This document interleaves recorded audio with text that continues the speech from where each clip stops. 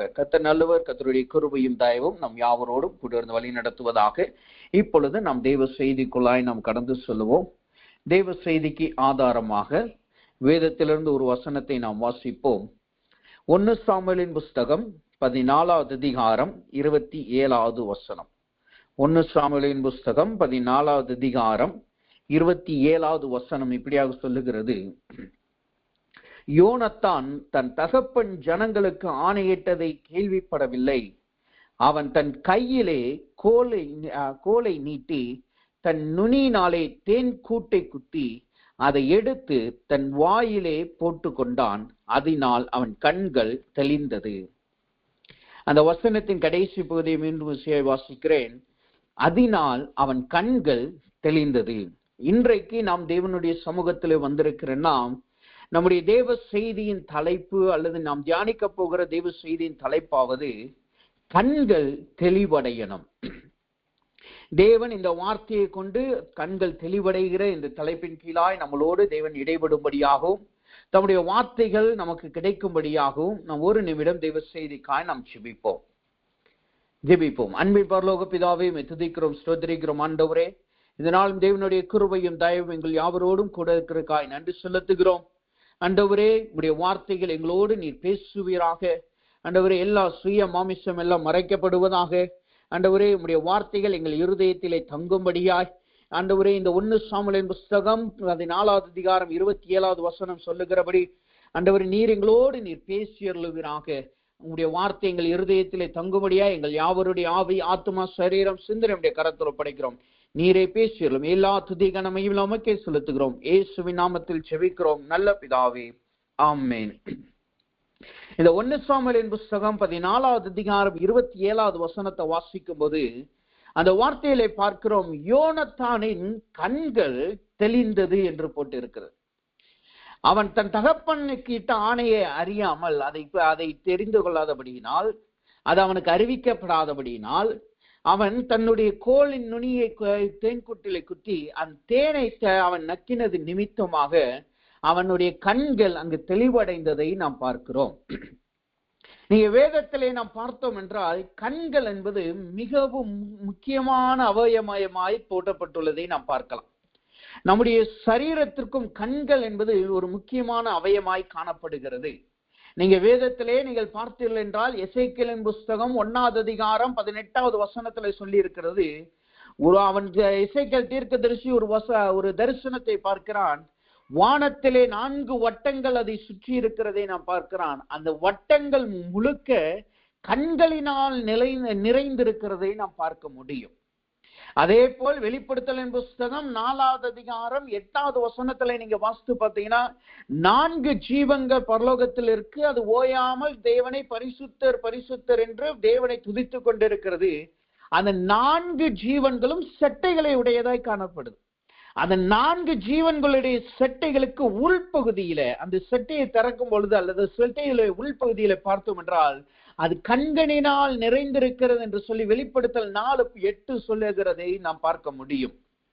அப்ப கண்கள் என்பது மனிதனுடைய சரீரத்திற்கு மாத்திரம் முக்கியமானது அல்ல, கிறிஸ்துவ ஜீவியத்திற்கு மாத்திரம் அது முக்கியமானது அல்ல, அது பரலோகத்திலும் நம்மளோடு காணப்படுகிற ஒரு காரியமாய் காணப்படுகிறது. நீங்க வேதத்திலே பார்க்கும் பொழுது வசனம் இப்படியாக சொல்லுகிறது. மத்தேயின் புஸ்தகம் 6வது அதிகாரத்திலே 22வது வசனம் இப்படியாக சொல்லுகிறது: கண் சரீரத்தின் விளக்காய் இருக்கிறதாம். ஒரு சரீரம் விளக்கு நிறைந்ததாய் நல்ல தெளிவுடையதாய் ஒரு சரீரம் காணப்பட வேண்டும் என்றால், அந்த சரீரத்திலே காணப்படுகிற கண் முதல்ல அது விளக்காய் அங்கு காணப்பட வேண்டியதாய் காணப்படுகிறது. நம்முடைய கிறிஸ்தவ ஜீவியத்திலே நாம் அடிக்கடி நாம் பிரயாசப்படுகிற காரியம் என்ன? என் சரீரத்திலையும் நான் கர்த்தரை துதிக்க வேண்டும், நான் பாவம் செய்யாமல் வாழ வேண்டும், என் சரீரம் கர்த்தருக்கு பிரியமான ஜீவியத்தை ஜீவிக்கிறதாய் காணப்படணும். இந்த பூமியிலே நான் காணப்படும் பொழுது என் சரீரத்தையும், என் கால்கள், கைகள், என் எல்லா அவயவங்களும் கர்த்தரை துதிக்கிறதா இருக்க வேண்டும் என்பதுதான் ஒரு உண்மையான தேவனுடைய பிள்ளையினுடைய வாஞ்சியாய் காணப்படுகிறது. அப்படி நாம் அவ்வளவு வாஞ்சித்து இந்த பூமியிலே நாம் மரிக்கும் வரைக்கும் நம்முடைய சரீரத்தை நாம் ஒரு பரிசுத்தமாய் ஒரு கட்டுக்கோப்பிலே தேவனுடைய வெளிச்சத்திலே நடக்கிறதா நாம் வைக்க பிரயாசப்படுகிறோம் அல்லவா? அந்த பிரயாசத்திற்கும் பலன் தருகிறது. எப்படி என்றால் அது கண்களின் மூலமாக தான் நம்முடைய சரீரம் விளக்கு உள்ள சரீரமாய் மாறுகிறது. ஒரு இருட்ட அறையிலே ஒரு விளக்கை கொண்டு வந்து வைத்தால் அது எப்படி அந்த அறை முழுக்க வெளிச்சத்தை கொடுக்குமோ, இந்த மாம்ச இச்சையிலும் இந்த பூமியின் கட்டுப்பாட்டிலும் லௌகிக இச்சையிலும் கட்டுப்பாட்டில் காணப்படுகிற சரீரத்தை, ஒரு இருட்டிலே இருக்கிற சரீரத்தை வெளிச்சமாக்குகிறது இந்த கண் என்றுதான் வசனம் நம்மளுக்கு கற்றுக் கொடுக்கிறது. ஏன் ஆதாமும் ஏவாளும் பாவம் செய்யும் பொழுது ஏவாளை குறித்து அந்த பழத்தை குறித்து வசனம் இப்படியா சொல்லுகிறது. ஆதியாகமத்தின் புஸ்தகம் 3வது அதிகாரம் 6வது வசனம் இப்படியா சொல்லுது, அந்த பழம் புசிப்புக்கு நல்லதும் பார்வைக்கு இன்பமும் என்று போடும். புசிப்புக்கு நல்லதும் பார்வைக்கு இன்பமும் என்று போடுது. இங்க புசிப்புக்கு நல்லது என்பது அவர் டேஸ்ட் பண்ணி பார்த்து சொன்னதை சொல்லல. அவ பார்வைக்கு பார்த்த உடனே இது நல்ல பழம் பா, சாப்பிடுறதுக்கு நல்ல பழம் என்பதை அவன் உணர்ந்து கொள்ளுகிறார். 2வது அது பார்வைக்கு இன்பமாய் காணப்பட்டுச்சு, பார்க்க அழகா இருந்துச்சு. இந்த 2மே அவளுடைய கண்களின் நிமித்தமாய் தான் அங்க நடக்குது. அவள் தன்னுடைய ஏற்கனவே சாப்பிட்ட பழங்களை அப்படியே கம்பேர் பண்ணி பார்த்து இது பார்க்கறதுக்கு நல்ல இன்பமா இருக்கு, புசிக்கிறதுக்கு நல்லா இருக்குன்னு சொல்லி அதன் நிமித்தமாகத்தான் அவள் பாவத்தில் விழுகிறாள். முழு பூமியும் பாவத்திற்கு அடிமையாய் மாறுகிறதை நாம் பார்க்க முடியும். இந்த முழு பூலோகமும் பாவத்திலே வருவதற்கும் மனிதகுலம் பாவத்தில் வருவதற்கும் கண்கள் தான் வழிகளாய் காணப்பட்டது. அதே நேரத்தில் வசனம் சொல்லுகிறது, மத்திய 6:22 சொல்லுகிறது, உன் கண் தெளிவாய் இருந்தால் உன் சரீரம் முழுவதும் வெளிச்சமாய் இருக்கும் என்று போடப்பட்டது. அப்ப இப்படியெல்லாம் வேதத்திலே நாம் பார்க்கும் பொழுது கண்கள் என்பது மிகவும் முக்கியமான ஒரு காரியமாய் காணப்படுகிறது. நம்முடைய சரீரத்திலே நம்முடைய வாழ்க்கையிலே 2 விதமான கண்கள் இருக்கிறது. ஒன்னு ஆவிக்குரிய கண்கள், சரீர கண்கள். சரீர கண்களை நம்முடைய கண்களினால் நம்முடைய ஒரு முக கண்ணாடிக்கு முன்னாடி நீங்க நின்னீங்கன்னா அதை உங்களால் பார்க்க முடியும். அதுல என்ன குறை இருக்கிறது, அதுல ஏதாவது தூசி இருக்கிறதா, அல்லது கண் இமைகள்ல தூசி இருக்கிறதா, அல்லது நாம எப்படி இருக்கிறோம் என்பதை அது ஒரு முக கண்ணாடிகளை நீங்கள் பார்த்தீர்கள் என்றால் அதை நீங்கள் பார்க்க முடியும்.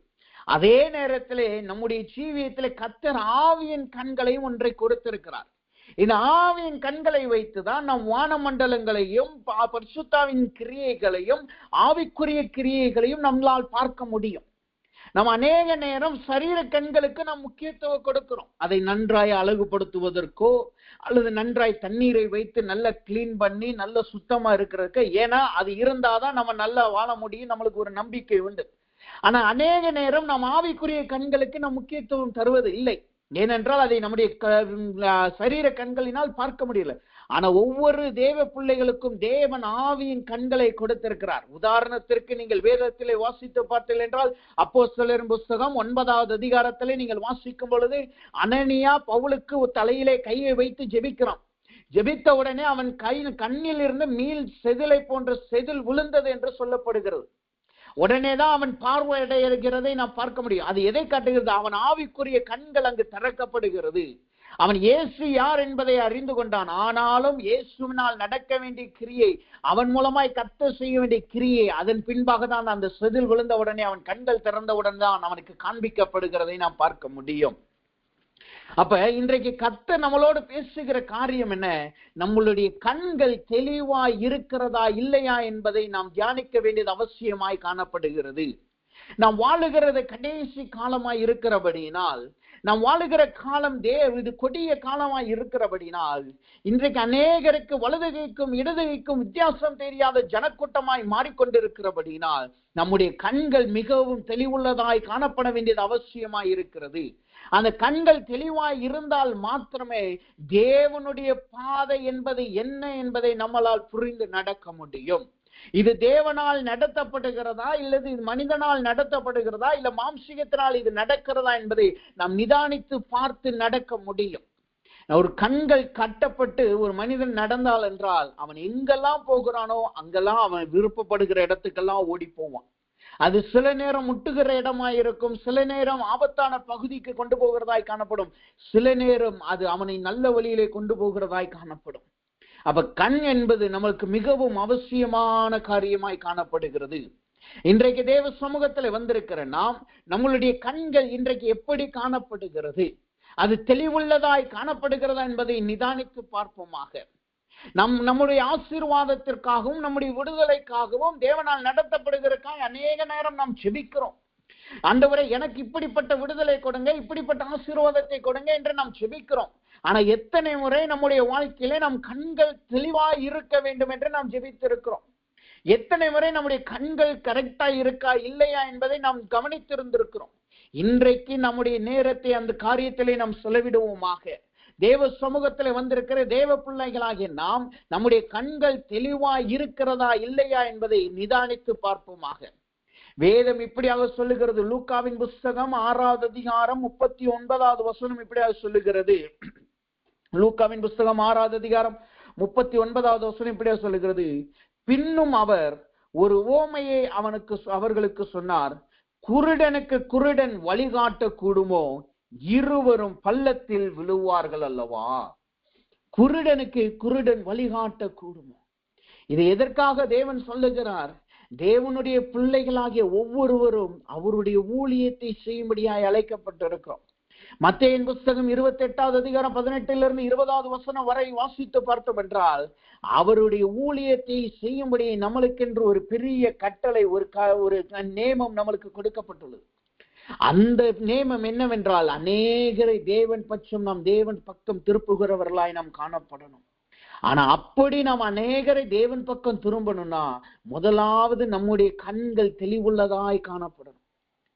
யோசித்து பாருங்க, நாம் ரட்சிக்கப்பட்டு எத்தனையோ ஆண்டுகள் ஆயிடுச்சு, எத்தனையோ மாதங்கள் ஆகிவிட்டன, எத்தனையோ நாட்கள் ஆகிவிட்டன. இத்தனை வருஷத்துல இத்தனை நாட்கள்ல எத்தனை பேரை நாம் தேவனுக்குள்ளாய் நடத்தி இருந்திருக்கிறோம்? இத்தனை வருஷத்துல எத்தனை பேரை நாம் தேவனுடைய சமூகத்திலே நடத்தி இருக்கிறோம்? எத்தனை பேருக்கு நாம் நல்ல ஆலோசனைகளை கொடுத்து தேவன் பட்சம் அவர்களை திருப்புகிறவர்களாய், பரிசுத்தவான்களாய், ஆவிக்குரிய ஜனமாய் எத்தனை பேரை நாம் நடத்தி இருக்கிறோம் என்பதை நாம் நிதானித்து பார்ப்போமாக. அப்படி நாம் நடத்தி இருந்தோம் என்றால், நம் மூலமாய் அநேகர் அல்லது ஒருவரால் ரட்சிக்கப்பட்டிருந்தால் நம்முடைய கண்கள் தெளிவுள்ளதாய் காணப்படுகிறது என்பதை நாம் உணர்ந்து கொள்ளணும். அல்லது கடந்த நாட்கள்ல ரட்சிக்கப்பட்ட புதுசுல நாம் நடத்திட்டு இன்னைக்கு அப்படிப்பட்ட அனுபவம் நம்மளுக்கு இல்லாவிட்டால், அன்றைக்கு தெளிவுள்ள கண்கள் காணப்பட்டது, ஆனால் இன்றைக்கு நம்முடைய கண்கள் தெளிவாய் இல்லை என்பதையும் நாம் நிதானித்து புரிந்து கொள்ள வேண்டியது அவசியமாய் காணப்படுகிறது.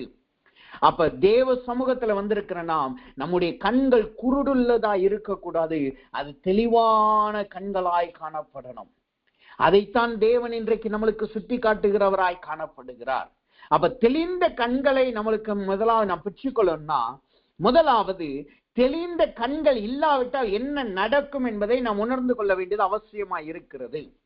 ஒரு மனிதனுக்கு, ஒரு தேவ பிள்ளைகளுக்கு அவர்களுடைய கண்கள் தெளிவாய் இல்லாவிட்டால் என்ன நடக்கும்? அதன் பின்பாக அதனுடைய காரணங்கள், அது எப்படி தேவன் தெளிவுள்ள கண்களாய் மாற்றுகிறார் என்பதையும், அதன் பின்பாக தெளிவான கண்களாய் நம்மளுடைய கண்கள் மாறின உடனே நம்முடைய ஜீவியம் எப்படி மாற்றப்படுகிறது என்பதை நாம் தியானிப்போமாக. முதலாவதாக, ஒரு தேவனுடைய பிள்ளையினுடைய கண்கள் தெளிவுள்ளதாய் காணப்படாவிட்டால் அங்கு என்ன சம்பவிக்கிறதாம்? வசனம் இப்படியாக சொல்லுகிறது. முதலாவதாக ஆதியாகமத்தின் புஸ்தகம் 27வது அதிகாரம் 1வது வசனத்தை வாசிக்கும் பொழுது அங்கு ஒரு தேவ மனுஷனை குறித்து நாம் பார்க்கிறோம். அந்த மனுஷனுடைய வார்த்தையை அங்கு வசனம் சொல்லுகிறது. ஈசாக்கு முதிர் வயதானதனால் அவன் கண்கள் இருளடைந்து பார்வையற்று போன போது. இங்க நான் ஒரு தேவ மனுஷனை பார்க்கிறோம். ஈசாக்கு ஆதி முற்பிதாக்களில் ஒருவனாய் காணப்பட்ட ஈசாக்கு, அவனுடைய கண்கள் அங்கு இருளடைகிறதை நாம் பார்க்கிறோம். அவன் சரீர ரீதியாய் முதிர்வடைந்துட்டான், அதனால் அவனுடைய கண்கள் இருளடைகிறது. ஆனா அதன் நிமித்தமாய் அங்க அவனுடைய ஆவிக்குரிய காரியங்களும் பெரிய மாற்றத்தை நாம் பார்க்க முடியும். அது சரீர ரீதியான கண்கள் இருளடைகிறது மாத்திரம் அந்த வசனம் போடப்படல, அது அவனுடைய வாழ்க்கையிலும் அவனுடைய பிள்ளைகள் வாழ்க்கையிலும் ஆவிக்குரிய ரீதியாய் பெரிய மாற்றத்தை கொண்டு வருகிறதை பிற்பகுதியிலே நாம் பார்க்க முடியும். அப்ப அங்கு ஆவிக்குரிய கண்களை குறித்தும் அங்கு போடப்பட்டுள்ளதை நாம் பார்க்கலாம். அப்ப அங்கு ஈசாக்கினுடைய வசனம் சொல்லுகிறது, ஈசாக்கினுடைய கண்கள் இருளடைந்து பார்வையற்று போனதாம். ஒரு மனிதனுடைய, ஒரு தேவனுடைய பிள்ளையினுடைய கண்கள் தெளிவில்லாத இருந்தால் என்ன நடக்கும்? முதலாவது அவர்கள் பார்வையற்றவர்களாய் மாறுகிறார்கள். அவர்களுக்கு என்ன சம்பவிக்கிறது? அவர்களுக்கு முன்னாக என்ன வருகிறது? அவர்கள் வாழ்க்கையில என்ன நடக்கிறது என்பதை அவர்களால் புரிந்து கொள்ள முடியாது. அவர்கள் ஒரு இடத்துல நின்றார்கள் என்றால் அவர்களுக்கு விரோதமாய் சத்ருவானவன் என்ன செய்கிறான் என்பதை அவர்களால் பார்க்க முடியாது. அவர்கள் கண்கள் அப்படியே பார்வையற்ற கண்களாய் மாறி போகிறது. வசனம் சொல்லுகிறது கண்கள் தெளிவாய் இருக்கணும், தெளிவடைய வேண்டும் என்று. ஆனா இங்கு வசனம் சொல்லுகிறது அது பார்வை இல்லாமல் போனது. அப்படின்னா என்ன அர்த்தம்? நம்முடைய கண்கள் எப்பொழுதெல்லாம் தெளிவில்லாமல் போகிறதோ அப்பொழுது முதலாவது நம்முடைய கண்களை சரிபடுத்திக் கொள்ளணும். இல்லாவிட்டால் நம்முடைய கண்கள் பார்வை இல்லாத கண்களாய் மாறி போகும். இதற்கு வேதம் இன்னொரு பெயரையும் கொடுக்கிறது. அது என்ன வார்த்தையா? வசனம் சொல்லுகிறது. ரோமர் புஸ்தகம் 11வது அதிகாரம் 10வது வசனத்தை வாசிக்கும் போது அந்த வார்த்தை எப்படியா சொல்லுகிறது? காணாதபடிக்கு அவர்களுடைய கண்கள் அந்தகாரப்பட கடவுது. காணாதபடிகளுக்கு அவர்களுடைய கண்கள் அந்தகாரப்படுவதாம். அப்ப பார்வை இல்லாத அல்லது தெளிவில்லாத கண்கள் என்ன என்றால் என்னவாம்? அது வசனம் என்ன பெயரை கொடுக்குது? அந்த கண்களுடைய பேர் தான் அந்தகாரப்பட்ட கண்கள். ஒரு தேவனுடைய பிள்ளையினுடைய கண்கள் தெளிவில்லாத இருந்தால் அவர்கள் பார்வை இழந்து போகிறார்கள். ஏனென்றால் அவர்களுடைய கண்கள் அந்தகாரப்பட்ட கண்களாய் மாறி போகிறதா. அந்தகாரப்பட்ட கண்களுக்குரிய அடையாளம் என்ன? வசனம் அதற்குரிய விளக்கம் என்ன கொடுக்கிறதாம்? உபாகமத்தின் புஸ்தகம் 28வது அதிகாரம் 29வது வசனத்தை நீங்க வாசிக்கும் போது அந்த வார்த்தை இப்படியே சொல்லுகிறது. குருடன் அந்தகாரத்திலே தடவி திரிகிறது போல நீ பட்ட பகலிலே தடவி கொண்டு திரிவாய். உன் வழிகளில் ஒன்றும் உனக்கு வாய்க்காதே போகும். உதவி செய்வார் இல்லாமல் நீ என்னாலும் ஒடுக்கப்படுகிறவனும் பறிகொடுக்கிறவனுமாய் இருப்பாய். இங்க அந்தகாரப்பட்ட கண் அல்லது பார்வையற்ற கண்ணுடையவர்கள் எப்படி, அவர்களுடைய அடையாளம் என்ன? அவர்கள் ஜீவியம் எப்படி மாறி போகிறதாம்? வசனம் சொல்லுது அவர்கள் தடவி திரிகிறவர்களாய் காணப்படுவார்களாம். 2வது அவர்கள் வழிகள் வாய்க்காதே போகும். 3வது ஒடுக்கப்படுகிறவர்களும் பறிகொடுக்கிறவர்களுமாய் மாறி போவார்கள்.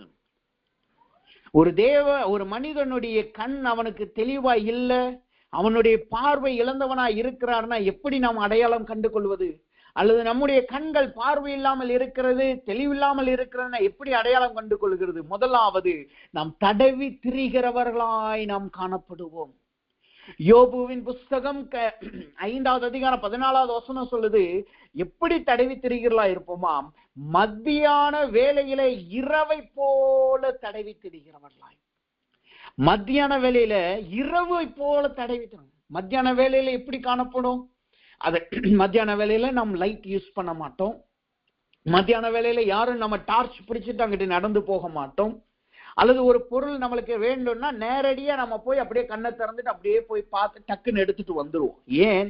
அது மத்தியான வேளையில இருக்கிற அந்த சூரியனுடைய வெளிச்சம் அங்க இருக்கிற அந்த இடத்துல இருக்கிற எல்லா இருளையும் போக்கி அங்க இருக்கிற மறைவிடத்துல எல்லாவற்றையும் அங்க காண்பிக்கிறது. அங்க ஒரு வெளிச்சம் காணப்படுது. ஆனா அதனால என்ன நடக்குது? அங்க நம்ம அங்க தடவி திரிய மாட்டோம், அங்க தேடி அலைய மாட்டோம். போனோன்னு பார்த்தோம், எடுத்துட்டு வந்துருவோம். அப்படி ஏதாவது மறைஞ்சிருந்தாலும் அதை தேடி நம்ம ஈஸியா நம்ம கண்டுபிடிச்சிடும். ஏன்னா அந்த சூரியனுடைய வெளிச்சத்தினால். ஆனா ஒரு மனிதனுடைய கண், ஆவிக்குரிய கண் அவனுக்கு குருடாக்கப்பட்ட அவன் பார்வை இழந்தானா எப்படி காணப்படுவானா? பகல்ல மத்தியான வேளையில அவன் தடவி திரிகிறவனை போல காணப்படுவான். இந்த சூரியன் என்பது தேவனை குறிக்கிறது. ஒரு மனிதனுடைய வாழ்க்கையில தேவனுடைய பிரசனம், தேவனுடைய பிரசனம் அவனுடைய கண்களிலே இல்லாவிட்டால், தேவனுடைய வெளிச்சம் அவனுடைய கண்களில் இல்லாவிட்டால் அவன் எப்படி காணப்படுகிறான்? அவன் தடவி திரிகிறவனை போல காணப்படுகிறான். அவனால் எதையும் தேடி கண்டுபிடிக்க முடியாது. அவனால் எந்த காரியத்தையுமே செய்ய முடியாது. அவன் எதை செய்ய நினைச்சாலும் அதை தடவி திரிவார்கள். அவர்களுக்கென்று குறித்த காரியம், அவர்களுக்கு நியமிக்கப்பட்ட காரியத்தை அவர்களால் செய்ய முடியாது. ஏசாயாவின் புஸ்தகம் 59வது அதிகாரம் 10வது வசனம் இப்படியா சொல்லுது. ஏசாயாவின் புஸ்தகம் 59வது அதிகாரம் 10வது வசனம் இப்படியா சொல்லுகிறது. அந்த வசனத்தை நான் வாசிக்கிறேன். நாங்கள் குருடர்களை போல சுவரை பிடித்து கண்ணில்லாதவர்களை போல தடவுகிறோம். இரவில் இடறுகிறதை போல பட்ட பகலிலும் இடறுகிறோம். செத்தவர்களை போல படுகொலியிலே இருக்கிறோம். இந்த தடவி திரிகிற அனுபவம் எப்படிப்பட்ட அனுபவமா? சுவரை பிடித்து நடக்கிறது போல தடவி நடப்பாங்களாம். இரண்டாவது, இடறி போன வாழ்க்கையுடையவர்களாய் காணப்படும். மூணாவது, செத்தவர்களை போல காணப்படும். இது அப்படியே ஒரு மனிதனுடைய வாழ்க்கையில, அப்படியே நம்மளுடைய வாழ்க்கையில இம்ப்ளிமெண்ட் பண்ணி பாருங்க. நம்முடைய கண்கள் அல்லது ஒரு மனிதனுடைய கண்கள் அவனுக்கு தெரியலன்னா, அவன் இன்னொரு மனுஷனுடைய ஆதாயத்தை தான் நம்பி நடக்கணும். ஒரு காரியம் நம்மளுக்கு புலப்படல, நம்மளுக்கு ஒரு சந்தேகம் வந்துருச்சு, அதுக்கு தெளிவான பாதை தெரியலன்னா உடனே நம்ம யாரை நம்புவோம்? நம்மளோடு இருக்கிறவர்களை நம்புவோம். அதுதான் சுவரை பிடித்து நடக்கிற அனுபவம். அந்த சுவர் என்ன செய்யும்? சில நேரம் அவர்களுடைய அநேக நேரம் அவர்களுடைய மாம்சத்தின்படி நம்மளை நடத்தி இடரலான பாதையில கொண்டு போகும். அது கடைசியில நம்மளை எங்க கொண்டு போய் சேர்த்திருந்தா செத்தவர்களை போல மாற்றி விடும். இதுதான் தேவனால் ரட்சிக்கப்படாத, தேவனை சொந்த ரட்சகராய் ஏற்றுக்கொள்ளாத அல்லது சொந்த ரட்சகராய் ஏற்றும் கண்கள் பார்வையடையாத ஜனங்களுடைய நிலைமை. அவர்கள் மாம்சீகத்திலே மனிதர்களை நம்பி நடப்பாங்க. அவர்கள் அப்படியே நடக்கும் பொழுது அவர்கள் கொஞ்ச காலத்துல என்ன நடக்கும்? அவர்கள் இடரல் அடைவாங்க. அந்த கொஞ்ச காலத்துல என்ன நடக்கும்? அவர்கள் செத்தவர்களை போல மாறி போவாங்க. நேற்று சாயங்கால நேரத்திலே கொஞ்சம் ஃப்ரீயான டைம்ல யூடியூப்ல ஒரு ஷார்ட்ஸ் பார்த்துக்கிட்டு இருந்தேன். அந்த மலேசியாவிலே நடந்த ஒரு காரியத்தை குறித்து பார்த்திருந்தேன். அந்த மலேசியாவிலே நடந்த ஒரு காரியத்தை எடுத்து ஒரு மனிதன் அதை வீடியோவா பேக் வாய்ஸ்ல போட்டிருந்தாப்ல. அந்த வீடியோல அவர் என்ன சொன்னார்னா, அந்த வீடியோல என்ன நடந்துச்சுன்னா, போலீஸ் வர்றாங்க. போலீஸ் வர்றதை பார்த்து ஒரு 10 மாடி 15 மாடி நினைக்கிறேன் அந்த பில்டிங், அப்பதான் அந்த பில்டிங் கட்டிக்கிட்டு இருக்காங்க. அது ஃபுல்லா கட்டி முடிக்கல, பாதி கட்டி இருக்கு. அப்படி விடப்பட்ட பில்டிங் மாதிரி காணப்படுது, கைவிடப்பட்ட பில்டிங் மாதிரி. அதுல நிறைய வாலிபர்கள் இருக்கிறாங்க. இந்த போலீஸ் வர்றது தெரிஞ்ச உடனே ஓடுகிறார்கள். இந்த வாலிபர்கள் யாருன்னு பார்த்தா அவர்கள் மலேசியா நாட்டுக்காரங்க கிடையாது, இந்தியர்களாய் காணப்படுறாங்க. அப்ப அந்த வீடியோல பேக்ல ஒரு வாய்ஸ் வருது. அவர் சொல்றாரு, நீங்க மலேசியாவுக்கு வரும் பொழுது பெர்மிட் இல்லாம நீங்க வந்தீங்கன்னா இப்படிதான் நடக்கும், நீங்க அப்படியே ஓடி போவீங்க அப்படின்னு சொல்லி அவர் அப்படியே கடைசியை ஓடி போகிறது, கடைசியை அரெஸ்ட் பண்ற வரைக்கும் அந்த வீடியோ இருந்துச்சு. இது எதற்காக சொல்லுகிறேன்? அவர்களுடைய அவர்களை யாராவது எங்களுக்கு உதவி செய்ய மாட்டார்களா என்று சொல்லி மனிதர்களை நம்பி போறாங்க. ஆனா அந்த மனிதன் அவர்களுக்கு துரோகம் செய்து அவர்களை தவறான பாதையில இடுக்கத்துல கொண்டு போய் விடுறாங்க. இடுக்கத்துல கொண்டு போய் விட்ட உடனே என்ன நடக்குது? அவர்கள் குடும்பத்திற்கும் அவர்கள் ஆதாயம் இல்லாமல், தங்கள் ஜீவனையும் காத்து கொள்ள முடியாமல் சிறைச்சாலையிலே அரித்தவர்களை போல காணப்படுறாங்க. இது அவர்கள் ஏமாற்றப்பட்டார்கள். ஆனா இன்றைக்கு அநேக தேவ பிள்ளைகளும் இந்த சூழ்நிலையில தான் காணப்படுறோம். நம்முடைய வாழ்க்கையில ஒரு பிரச்சனை வரும்போது, ஒரு போராட்டம் வரும்போது, ஒரு கஷ்டம் வரும்பொழுது நாம் என்ன செய்கிறோம்? பகலிலே தடவி திரியர்களை போல சுவரை பிடிக்கத்தான் நம்ம ஓடுறோம். ஒரு அதிர்வு வந்த உடனே சுவரை பிடிக்கத்தான் நம்ம ஓடுறோம்.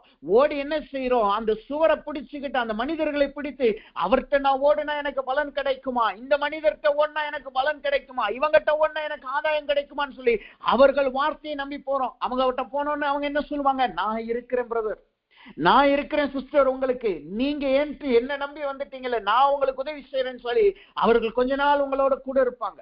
அவர்களுக்கு கொஞ்ச நாள் கூட இருக்கும்போது ஒரு பிரச்சனை வரும். நீங்க அவர்கள் உங்களோட இணைந்தபடியாலோ அல்லது நீங்க அவர்களோட இணைந்தபடியாலோ உடனே என்ன செய்வாங்க? இதுக்கு மேல என்னால எதுவும் செய்ய முடியாது. உடனே அவர்கள் கையை விரிப்பார்கள். அந்த சூழ்நிலை எப்படி இருக்கும்? அது இடுக்கண்ல நம்ம மாட்டிக்கொண்டதை போல, இங்கிட்டும் ஓட முடியாது அங்கிட்டும் ஓட முடியாது, ஒரு முட்டுச்சந்தில மாட்டிக்கொண்டதை போல காணப்படும். உடனே நம்முடைய ஜீவியம் எதை நோக்கி ஓடும்? அது ஒரு செத்த நிலைமையை போல மாறி போகும். இன்றைக்கு அநேக தேவ பிள்ளைகளுடைய ஜீவியம் இப்படிதான் காணப்படுகிறது. ஏன்? அவர்கள் சுவரை பிடித்து ஓடுகிறவர்களாய் காணப்படுகிறார்கள்.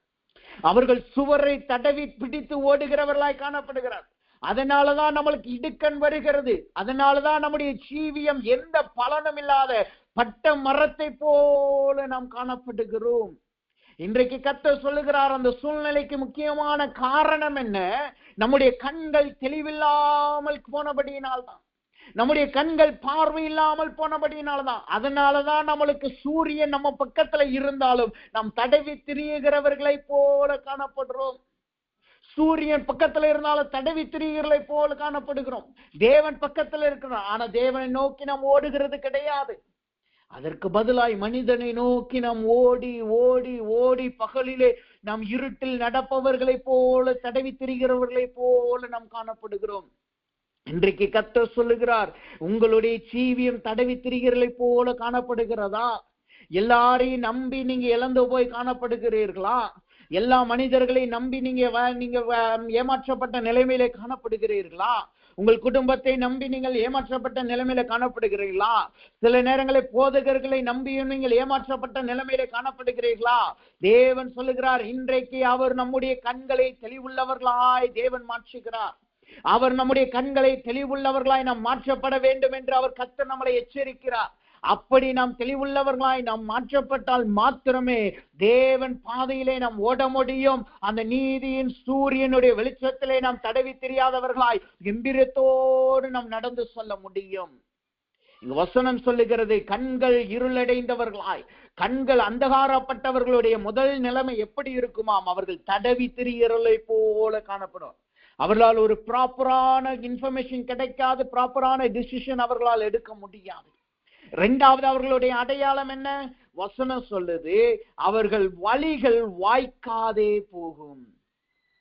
அவர்கள் வழிகள் வாய்க்காதே போகும். அவர்கள் என்ன செய்தாலும் எதை நடப்பித்தாலும் அவர்களுக்கு அது வாய்க்காதே போகுமா? அவங்க என்ன செய்தாலும் அவர்கள் சாபம் உள்ளவர்களை போல காணப்படுவாங்க.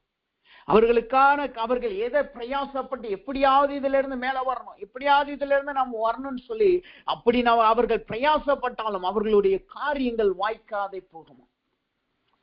நேற்றைய முந்தைய நேரத்திலே ஒரு பிரசங்கம் நான் கேட்டுக்கொண்டிருந்தேன். அந்த பிரசங்கத்திலே அந்த போதகர் ஒரு காரியத்தை சாட்சியாய் சொன்னார். அவர் சபையிலே நடந்தது. ஒரு மனிதன் ஒரு இன்னொரு இடத்திலே காணப்பட்டிருக்கிறார். அவருடைய வாழ்க்கை எப்ப பார்த்தாலும் சாபம் நிறைஞ்ச வாழ்க்கை. அவர் ஏதாவது ஒரு தொழிலை தொடங்கினா அந்த தொழில் அப்படியே மடிஞ்சு போயிடும். அந்த தொழில அவருக்கு நஷ்டம் வந்துடும். அல்லது அவர் ஏதாவது ஒரு சின்ன ஒரு தொழில் ஆரம்பிக்கலாம்னு சொல்லி எதையாவது பார்ட்னர்ஷிப் பண்ணாலும் அந்த பார்ட்னர்ஷிப் பண்ண வந்தவர்களுடைய வாழ்க்கையும் தரித்திரத்துல போயிருமா. சரி, தொழில் வரல, பார்ட்னர்ஷிப் வரல, நம்ம வேலைக்கு சேருவோம்னு சொல்லி சில இடங்கள்ல போய் வேலைக்கு சேர்ந்தாலும் அந்த வேலைக்கு சேர்ந்த அந்த கம்பெனி கூட அப்படியே சாபத்துல போயிருமா. அவர் எந்த காரியம் செய்தாலும் அவருக்கு வாய்க்காமல் போயிருந்து. அப்பதான் அவர் இந்த சபைக்கு வந்திருக்கிறார். இந்த சபைக்கு வந்து ஜெபிக்க ஆரம்பித்திருக்கிறார். அந்த போதகரும் அவருக்காய் ஜெபிக்க ஆரம்பித்திருக்கிறார். அப்ப அவரு தேவனை நோக்கி ஜெபித்து தேவனுடைய ரட்சிப்பை, முழுமையான ரட்சிப்பை பெற்று தேவ சமூகத்துல அவருடைய காரியத்தை வைத்து ஒவ்வொரு நாளும் ஜெபிக்க ஆரம்பித்திருக்கிறார். அழுது ஒப்பு கொடுக்க ஆரம்பித்திருக்கார். அப்படி ஒப்பு கொடுக்க ஆரம்பிச்ச உடனே அவருக்குள்ளாய் ஒரு நிச்சயம் வந்திருக்கிற, ஆவிக்குள்ளாய் ஒரு உறுதி வந்திருக்கிறது. இனிமே நம்ம என்ன செய்தாலும் வாய்க்கும், அவன் செய்வதெல்லாம் வாய்க்குன்னு சொல்லியிருக்கேன், நான் என்ன செய்தாலும் வாய்க்கும், இனிமே என் வாழ்க்கை மாறப்போகுது, நான் இனிமே என் வாழ்க்கையில நான் இதுவரைக்கும் நான் செய்ததெல்லாம் விளங்காம போயிருந்திருக்கலாம், வாய்க்காமல் இருந்து போயிருந்திருக்கலாம், ஆனா இப்ப கர்த்தரினோடு இருக்கிறபடினால் அது வாய்க்கும் என்று சொல்லிங்கிற ஒரு நிச்சயம் அவருக்கு வந்திருக்கு. அந்த நிச்சயம் வந்த உடனே இவருடைய நிலைமையை பார்த்து ஒரு வேலை செய்கிற ஒரு முதலாளி ஒரு சின்ன வேலையை கொடுத்திருக்கிறார். உடனே அந்த முதலாளிகிட்ட போய் சொல்லி இருக்கிறார், எனக்கு இல்லாகி இப்படி ஒரு நிச்சயம் வந்துருச்சு, நான் எனக்கு ஏதாவது ஒரு சின்ன ஒரு அமௌண்ட் கொடுங்க, நான் ஒரு சின்ன தொழில் ஆரம்பிக்கிறேன், அல்லது உங்களுடைய ஒரு ஏரியாவை எனக்கு கொடுங்க, நான் அந்த தொழில் செய்யறேன் அப்படின்னு சொல்லி. ஆனா அந்த முதலாளிக்கு இவர் மேல நம்பிக்கை இல்லை. உடனே என்ன சொல்ற, உனக்கு எதுக்கு இது தேவையில்லாத வேலை, நீ செய்ததெல்லாம் இதோ போயிருச்சு, நஷ்டமா போயிருச்சுல, நீ இங்க சம்பளத்தை வாங்கிட்டு சும்மா இரு, கொஞ்சம் வேலையை பார்த்து நான் உனக்கு ஏதாவது ஒரு ஆதரவு கொடுக்குறேன்னு சொல்லி. ஆனாலும் இவருக்குள்ளாய் அந்த ஜெபிக்கும் போதெல்லாம் அந்த வாஞ்சை, அந்த காரியம் அப்படியே திரும்ப திரும்ப அந்த வார்த்தை வந்து கொண்டது. உடனே அவர் அந்த வேலை செய்கிற இடத்துல சொல்லிட்டு, எனக்கு நான் இப்படிதான் ஆரம்பிக்கணும், எனக்கு ஒரு நடத்துதல் இருக்கு, நான் செய்ய போறேன்னு சொல்லிட்டு அந்த வேலையை விட்டு வெளியில வந்துட்டு இன்னொரு இடத்துக்கு போய் ஒரு பார்ட்னர்ஷிப் மாதிரி ஒரு சின்ன பார்ட்னர்ஷிப்காக இன்னொரு இடத்துல வேலைக்கு அப்ளை பண்ணுகிறார், ஏரியா இன்சார்ஜுக்கு. ஆனா இந்த முதலாளி என்ன செய்துட்டாரு, அந்த முதலாளிக்கு போன் பண்ணி சொல்லி இருக்கிறாரு, இப்படிப்பட்ட ஒரு மனுஷன் உன்கிட்ட வருவான், அதை நான் கேள்விப்பட்டேன், ஆனா அவனுடைய வாழ்க்கையில எல்லாமே சாபமா போயிருச்சு, அவன் எது தொடங்கினாலும் வாய்க்காது, அது விளங்காம போயிரும், அதனால அவனுக்கு வேலை கொடுக்காது. உடனே ஆனாலும் இந்த மனுஷன் இதை தெரியாமல் அந்த முதலாளிகிட்ட போய், அந்த புது முதலாளிகிட்ட போய் கேட்ட உடனே அந்த புது முதலாளி கேட்டாராம், உடனே முதல் கேள்வி கேட்டாராம், இதுவரைக்கும் நீ செய்த காரியம் எல்லாம் நல்லா நடந்திருக்கான்னு சொல்லி. இவர் சொல்லியிருக்காரு, அப்படி ஒண்ணு நடந்ததுல, நான் செஞ்சது எதுவுமே வாய்க்காம தான் போயிருந்திருக்கு. சரி, இந்த தொழில் செய்யறதுக்கு ஏதாவது உன்கிட்ட பணம் இருக்கான்னு அவர் சொல்லியிருக்காரு, என்கிட்ட பணம் இல்லை, நீங்க கொஞ்சம் பணம் கொடுத்தீங்கன்னா நான் செய்வேன். இந்த தொழில உனக்கு நல்ல வளர்ச்சி வரும் தெரியுமா? அப்ப அவர் சொல்லியிருக்கார், நல்ல வளர்ச்சி வரும், நம்பிக்கை இருக்கு, ஆனா வருமா வராதுன்னு எனக்கு தெரியாது, பட் ஆனா நான் எனக்குள்ளாய் இருக்கிற அந்த ஒரு மனசாட்சி சொல்றதுனால நான் செய்யறேன் அப்படின்னு சொல்லி, ஆவியின் ஏவுதலினால் செய்யறேன்னு சொல்லியிருக்கார். உடனே இந்த முதலாளி அவருக்கு காரியத்தை இவரிடத்துல சொல்லி கொடுத்து ஒரு கொஞ்சம் பணத்தை கொடுத்து தொழில் ஆரம்பிக்க சொல்லியிருக்கார். அவர் தேவனால் ஆவியிலே கொடுத்த நிச்சயத்தின் நிமித்தமாய் அவர் செய்தபடினால் அந்த காரியம் அவருக்கு ஆசீர்வாதமாய் மாறினது. அந்த சாபத்திலிருந்து அவர் விடுதலையானபடினால் அவர் செய்த காரியம் எல்லாமே வாய்க்க ஆரம்பித்து விட்டது. இது எதனால் நடந்தது? அவர் தேவன் பக்கம் திரும்பினதுனாலும், அவருடைய கண்கள் திறக்கப்பட்டு ஆவியின் நிச்சயத்தின்படி தேவனுடைய நடத்துதன்படி நடந்தபடியினால்தான் அவருடைய சாபம் ஆசீர்வாதமாய் மாறினது. இன்றைக்கு தேவனுடைய பிள்ளைகளுடைய ஜீவியம் இப்படிதான் இருக்கணும். நாம செய்கிற காரியம் எல்லாமே வாய்க்கணும். நாம் நடப்பிக்கிற காரியங்கள் எல்லாமே வாய்க்கணும். அது தேவனால் நம்மளுக்கு கொடுக்கப்பட்டிருந்தால், தேவனுடைய கரம் நம் மீது இருந்தால், தேவனுடைய பிரசன்னை நம்மளோட இருந்தால், நம்ம என்ன செய்தாலும் சரி, அது பாலைவனமாய் இருந்தாலும் அது செழிப்பான ஸ்தலமாய் மாறணும். அது வனாந்தரமாய் இருந்தாலும் நீரோடை ஓடுகிற ஸ்தலமாய் மாறணும். அது அவாந்திர வெளியாய் இருந்தாலும் அது ஆறுகள் உண்டாக்குகிற ஸ்தலமாய் மாறணும். இதுதான் ஒரு தேவ பிள்ளையின் அடையாளம்.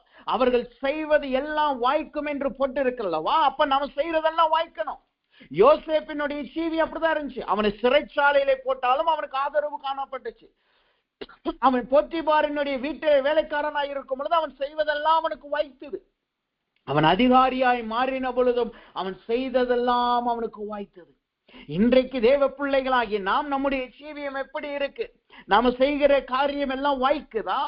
நாம ஜெபித்து ஒரு காரியத்தை தொடங்குறோமே, அந்த காரியம், அந்த சம்பவம் நடக்குதா? அந்த காரியத்துல நம்மளுக்கு முன்னேற்றம் இருக்கா?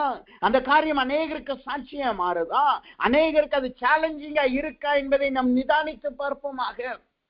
எப்படி நம் ஆவிக்குரிய ஜீவியத்திலே, நம் பரிசுத்த வாழ்க்கை வாழுகிறதிலே, பிள்ளைகளாய் வாழுகிற வாழ்க்கையிலே நாம் அநேகருக்கு சாட்சியுள்ளவர்களாய், அநேகருக்கு முன்மாதிரியாய் நாம் வாழணும் என்று விருப்பப்படுகிறோமோ, அதே போல நாம் இந்த உலகத்திலே நாம் வாழும் பொழுதும் அநேகருக்கு ஒரு சேலஞ்சிங் லைஃபாய் நாம் வாழணும்.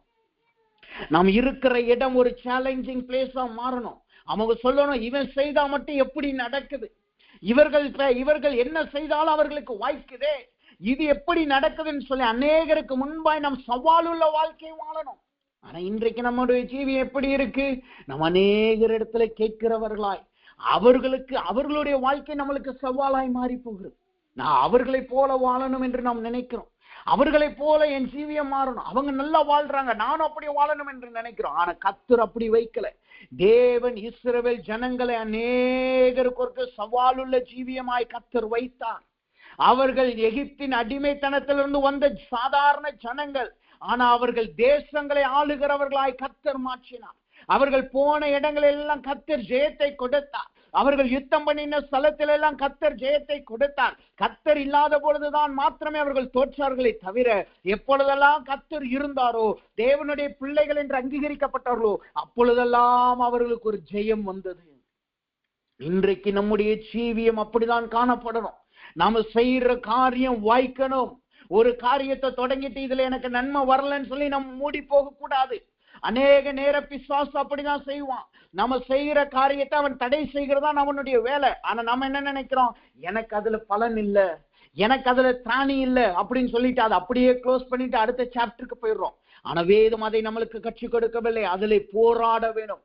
அது கர்த்தரிடத்துல இருந்து தான் உங்களுக்கு கொடுக்கப்பட்டிருந்தா என்றால், அது கர்த்தர் தான் உங்களுக்கு நடத்தி இருக்கிறார் என்றால், அது என்ன தடை வந்தாலும் கர்த்தர் அதுல ஜெயத்தை கொடுக்க வல்லவராய் இருக்கிறார். அது உங்களுடைய ஜெப குறிப்பாய் இருக்கலாம், உங்கள் ஊழியமாய் இருக்கலாம், உங்கள் வேலையாய் இருக்கலாம், உங்களுடைய தொழிலாய் இருக்கலாம், என்னவா இருந்தாலும் சரி, கர்த்தர் அதிலே உங்களை நடத்தி இருந்தால் ஒரு காலமும் கர்த்தர் அதிலே உங்களை பாதியிலே விடும்படி அவர் செய்ய மாட்டார். அவர் உங்கள் சாட்சியை இழக்கவும் செய்ய மாட்டார். அப்ப தேவனுடைய பிள்ளைகளாகி நாம் வழிகள் வாய்க்கிறவர்களாய் நாம் காணப்பட வேண்டும் என்றால், கண்கள் தெளிவுள்ளவர்களாய் நாம் காணப்படணும். கண்கள் தெளிவில்லாத இருக்கும் பொழுது, நம்முடைய கண்கள் அந்தகாரப்பட்டு இருக்கும் என்றால், நம்முடைய வழிகள் வாய்க்காமலே போகும். அப்ப அதை நாம் அடையாளமாய் எடுத்துக்கொண்டு தேவ சமூகத்திலே ஒப்பு கொடுத்து, நம்முடைய கண்கள் தெளிவுடையவர்களாய் நாம் மாறுகிறதற்கு தேவ சமூகத்திலே நாம் ஒப்பு கொடுக்கணும். மூன்றாவதாக, கண்கள் அந்தகாரப்பட்டால் அவர்களுடைய அடையாளம் என்னவாம்? வசனம் சொல்லுகிறது, ஒடுக்கப்படுகிறவனும் பறிகொடுக்கிறவனுமாய் இருப்பான். முதலாவது அவர்கள் சுவரை பிடித்து தடவி தடவி நடக்கிறவங்களா இருப்பாங்க. இரண்டாவது அவர்கள் என்ன செய்தாலும் அவர்களுக்கு வாய்க்காமலே போகும். மூணாவது அவர்கள் எப்படி காணப்படுகிறார்களாம்? ஒடுக்கப்படுகிறவர்களும் பறிகொடுக்கிறவர்களுமாய். அப்படின்னா என்ன அர்த்தம்? தங்களுக்குரிய அதிகாரம், தங்களுக்குரிய வல்லமை, தங்களுக்குரிய தேவனால் கொடுக்கப்பட்ட கம்பீரத்தை அவர்கள் இழந்து போவார்கள். அவர்கள் மற்றவர்களால் ஒடுக்கப்பட்டு நடக்கிறவர்களாய் இருப்பாங்க. அவர்களுடைய சத்தத்திற்கு அங்கே எந்த ஒரு பலனுமே இருக்காது. அவர்களிடத்தில் இருக்கிற கொஞ்சம் ஆசீர்வாதத்தையும் அவர்கள் இழந்து போகிறவர்களாய் காணப்படுவார்கள். அவர்கள் என்னெல்லாம் வச்சிருந்தாலும் அதை அவர்கள் உருவி போடுகிறவர்களாய் காணப்படுவார்கள். பாபிலோனுடைய தேசம் இதைத்தான் இஸ்ரவேல் ஜனங்களுக்கு செய்தது. இஸ்ரவேல் ஜனங்கள் தேவனுக்கு விரோதமாய் பாவம் செய்ததன்படியினால் அவர்களுடைய கண்கள் குருடாக்கப்பட்டு தேவனுக்கு விரோதமாய் விக்கிரக ஆராதனை செய்தபடியினால், அவர்கள் பாகாலுக்கு பின்பாய் அஸ்திரோத்துக்கு பின்பாய் சென்றபடியினால் தேவன் அவர்கள் மீது பாபிலோனை அனுப்பினார். வட திசையிலிருந்து ஒரு தேசம் வந்து, அந்த பாபிலோன் வந்து என்ன செய்தது? பாபிலோன் தேசம் நேபுகாத்நேச்சார் வந்து என்ன செய்தான்? அவன் ஜனங்களை சிறைபிடித்தான். அவர்களுடைய ஆலயத்தில் காணப்பட்ட பொன் பாத்திரங்களையும் வெள்ளி பாத்திரங்களையும் அவன் தன்னுடைய ஆலயத்திற்கும் தன்னுடைய அந்த ராஜ்யத்திற்கு எடுத்து செல்கிறவனாய் காணப்பட்டான். அலங்கங்களை சுட்டெரித்து போடுகிறவனாய் காணப்பட்டான். ஜனங்கள் சிதறி ஓடுகிறவர்களாய் மாறி போனார்கள். இதெல்லாம் நடப்பதற்கான காரணம் என்ன? அவர்களுடைய கண்கள் தெளிவில்லாமல் இருக்கிறபடினால்.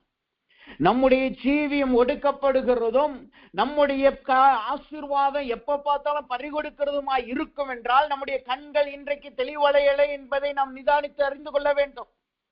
நம்முடைய காரியத்திலே கரத்துல ஒரு ஆசீர்வாதம் வருது, தேவனால் ஒரு ஆசீர்வாதத்தை நாம் பெற்றுக்கொண்டோம். ஆனா அந்த ஆசீர்வாதம் நம்முடைய கையில நிலைச்சு நிக்கல. அது ஏதோ ஓட்டையுள்ள கரத்தை போல், அது ஓட்டையில உள்ள பாத்திரத்தை போல் ஒழுகி ஒழுகி எங்க போகுதுன்னே தெரியாம அது அப்படியே மறைந்து போகிறது என்றால் நம்முடைய கண்கள் தெளிவில்லை என்பதை நாம் நிதானித்து புரிந்து கொள்ள வேண்டும். நம்முடைய வாழ்க்கையில இந்த ஒடுக்கப்படுதலும் பறி கொடுக்கிற நிலைமை வந்த உடனே நாம் என்ன யோசிக்கிறோம்? சத்துருவானவன் என்னை மேற்கொண்டுட்டான், சத்துருவானவன் என்னை அடிச்சிட்டான், சத்துருவானவன் என்னுடைய காரியத்தை பிடுங்கி போடுறான். அது எல்லாம் உண்மைதான். ஆனா அதுக்கு காரணம் என்ன? சத்ருவானவன் நம்மளை மேற்கொள்வதற்கான காரணம் என்ன? சத்ருவானவன் நம்முடைய ஆசீர்வாதத்தை பிடுங்கிக் கொள்வதற்கான காரணம் என்ன? நாம் நம்முடைய கண்கள் தெளிவில்லாமல் இருக்கிறது நிமித்தமாகத்தான். நம்முடைய கண்கள் தெளிவில்லாமல் இருக்கிறது நிமித்தமாகத்தான். நம்முடைய கண்கள் அங்கு குருடாய் இருக்கிறபடினால் சத்ருவானவன் எதன் நிமித்தமா எந்த காரியத்தை வைத்து எடுத்து போடுகிறான் என்பதை நாம் அறிந்து கொள்ளாதபடியினாலதான் அங்கு நடக்கிறது. ஒரு உதாரணத்தை ஒரு பிரசங்கத்திலே நான் கேட்டேன். ஒரு வீட்டிலே திடீரென்று ஒரு பைக் காணாம போயிருந்திருக்கு. அவங்களுடைய பைக் அன்னைக்கு திருடு போயிருந்திருக்கு. திருடு போன உடனே அவர்கள் போலீஸ் ஸ்டேஷன்ல போய் கம்ப்ளைண்ட் கொடுத்து எல்லா இடத்துலயும் தேடி இருக்காங்க. ஆனா திடீர்னு பார்த்தா அடுத்த நாள் ஆயிருக்கு. அடுத்த நாள் ஆனா அந்த பைக் திடீர்னு பார்த்தா வீட்டு முன்னாடி வந்து நிக்குது. அந்த பைக் வந்து வீட்டு முன்னாடி வந்து நிக்கிறது மாத்திரமல்ல, அந்த பைக்ல ஒரு சின்ன ஒரு லெட்டரோட கீயோட பைக் கீயோட அங்க இருக்கு. உடனே அந்த வீட்டுக்காரங்க சந்தோஷப்பட்டு அந்த பைக்கை அந்த லெட்டரை எடுத்து வாசித்து பார்த்திருக்காங்க. ஒரு என்வலப். அந்த என்வலப்ல திறந்து பார்த்தா அதுக்குள்ள ஒரு லெட்டர் இருக்கு, அதுக்குள்ள சில டிக்கெட்ஸ் இருக்கு. உடனே அதை எடுத்து வாசித்து பார்த்திருக்கேன். வாசித்து பார்த்தோன்னா சொல்லியிருக்கேன், நான் தான் உங்க பைக்கை திருடுனேன், என்னை மன்னிச்சுக்கோங்க, நீங்க போலீஸ் எல்லாம் போக வேண்டாம்.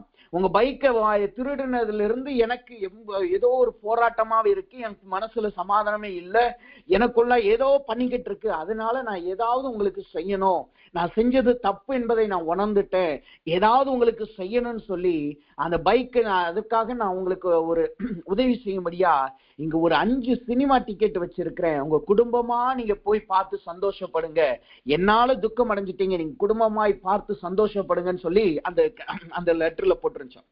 அதோடு கூட ஒரு 5 சினிமா பட தியேட்டருக்கு போற டிக்கெட். உடனே இந்த குடும்பத்திற்கு ரொம்ப சந்தோஷமாயிருச்சு.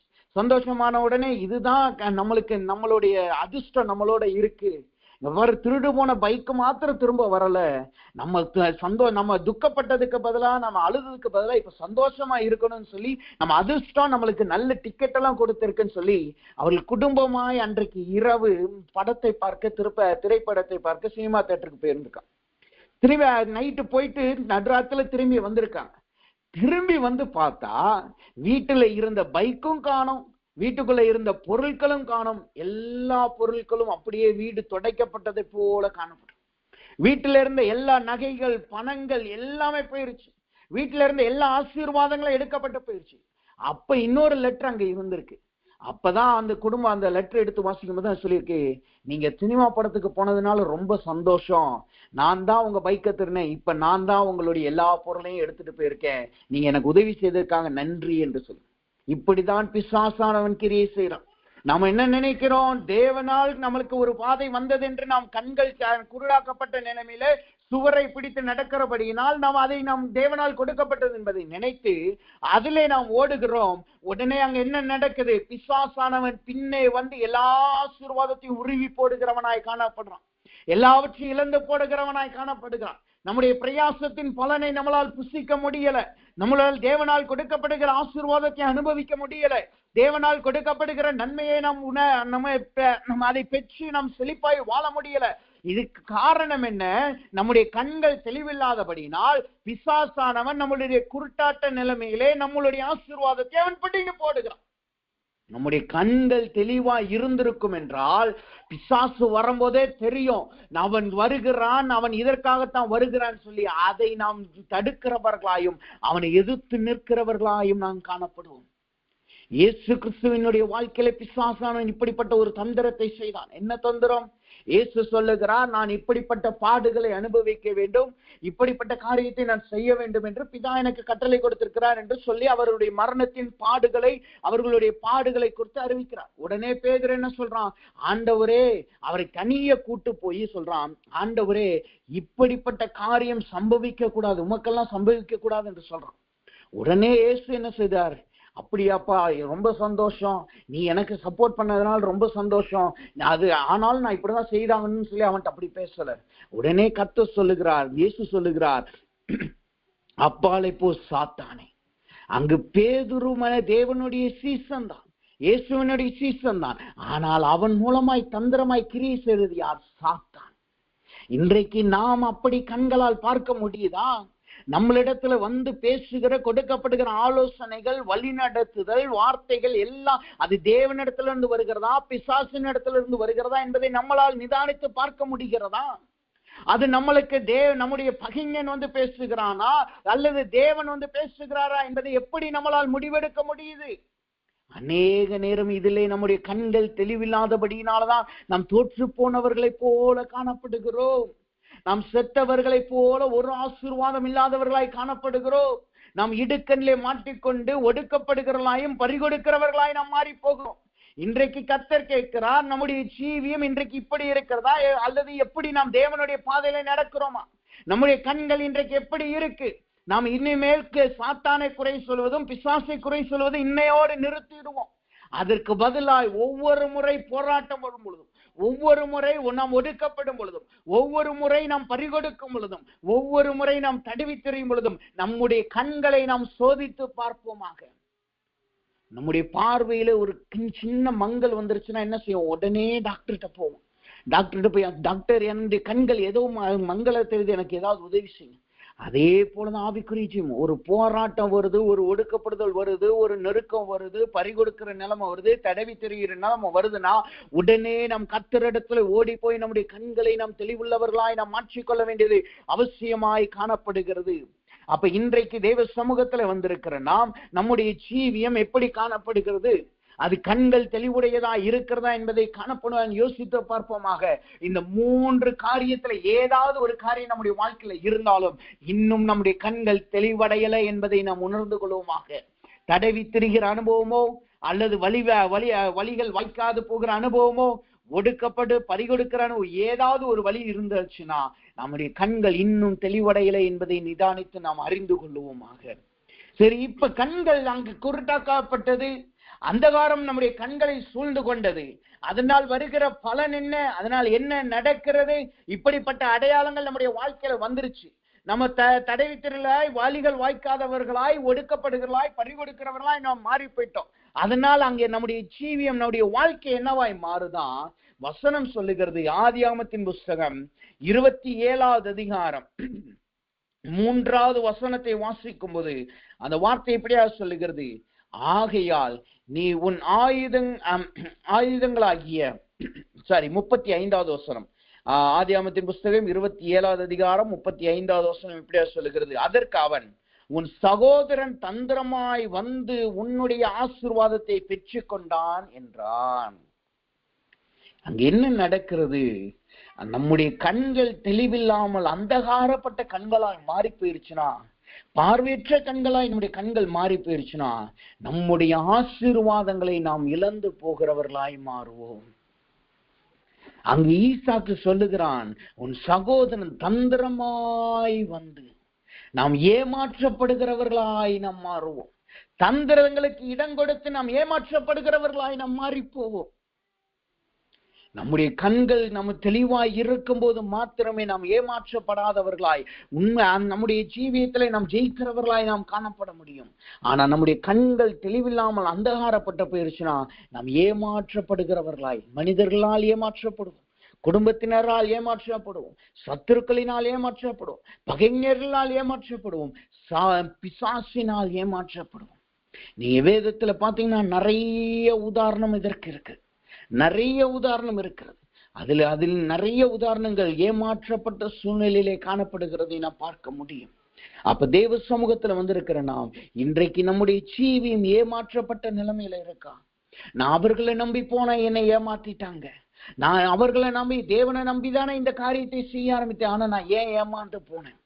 அல்லது தேவனுடைய வார்த்தை கிடைச்சுதானே நான் இதை செய்தேன், நான் ஏமாந்து போனேன்?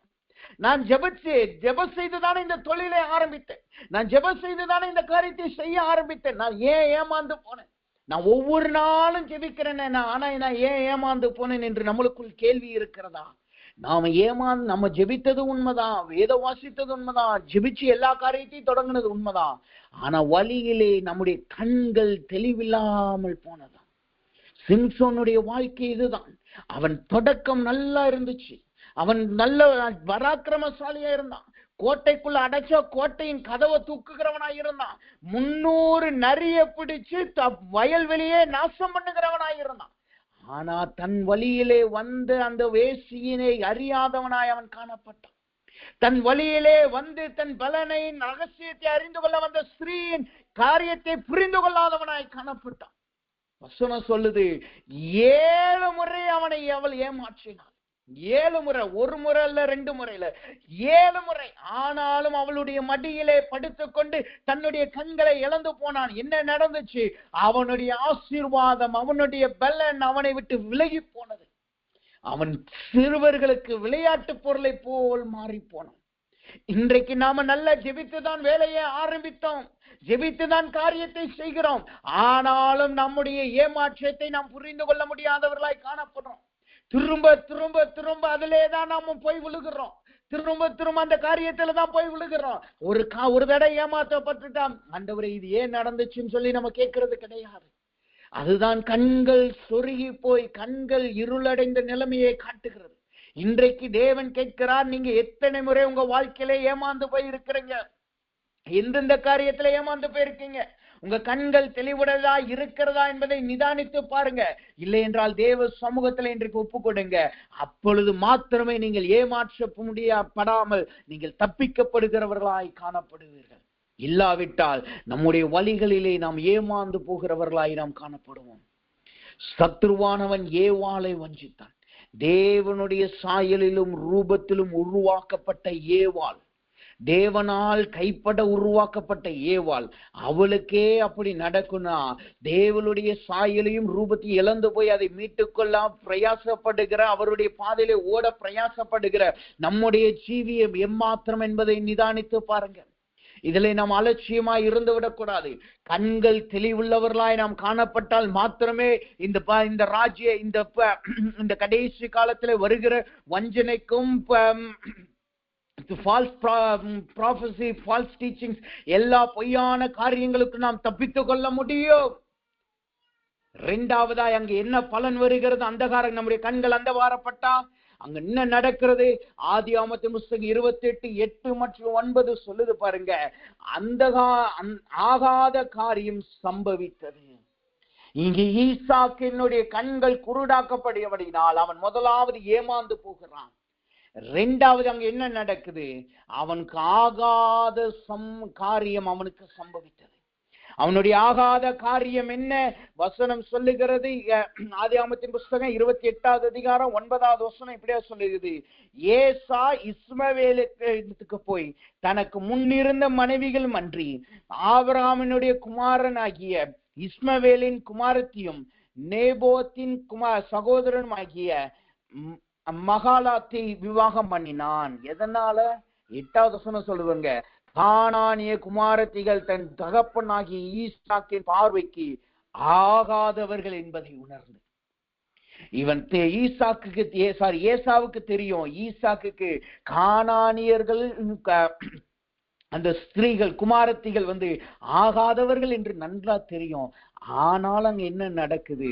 அவன் சொல்லுகிறான், வசனம் சொல்லுது, அவன் அந்த ஸ்திரீகளை தான் விவாகம் பண்ணி தன் தகப்பனுக்கு ஆகாத காரியத்தை அவன் செய்தான். நம்முடைய குடும்பத்தில் ஏதோ ஒரு ஆகாத காரியம் நடக்குதா? நம்முடைய பிள்ளைகள் ஆகாத காரியத்தை செய்கிறார்களா? நம்முடைய குடும்பத்திலே நம்முடைய கணவன் ஆகாத காரியத்தை செய்கிறானா? அல்லது உங்கள் மனைவி உங்க ஆகாத காரியத்தை உங்களுக்கு செய்கிறார்களா? உங்களுக்கு உறவினர்கள் உங்க ஊழியத்திலே ஆகாத காரியங்கள் யாராவது செய்து கொண்டிருக்கிறார்களா? இப்பொழுதே தேவ சமூகத்தில் ஒப்புக்கொடுங்க. ஆண்டவர்கிட்ட சொல்லுங்க, ஆண்டவரே என் கண்களை தெளிவாக்குங்க என்று சொல்லுங்க.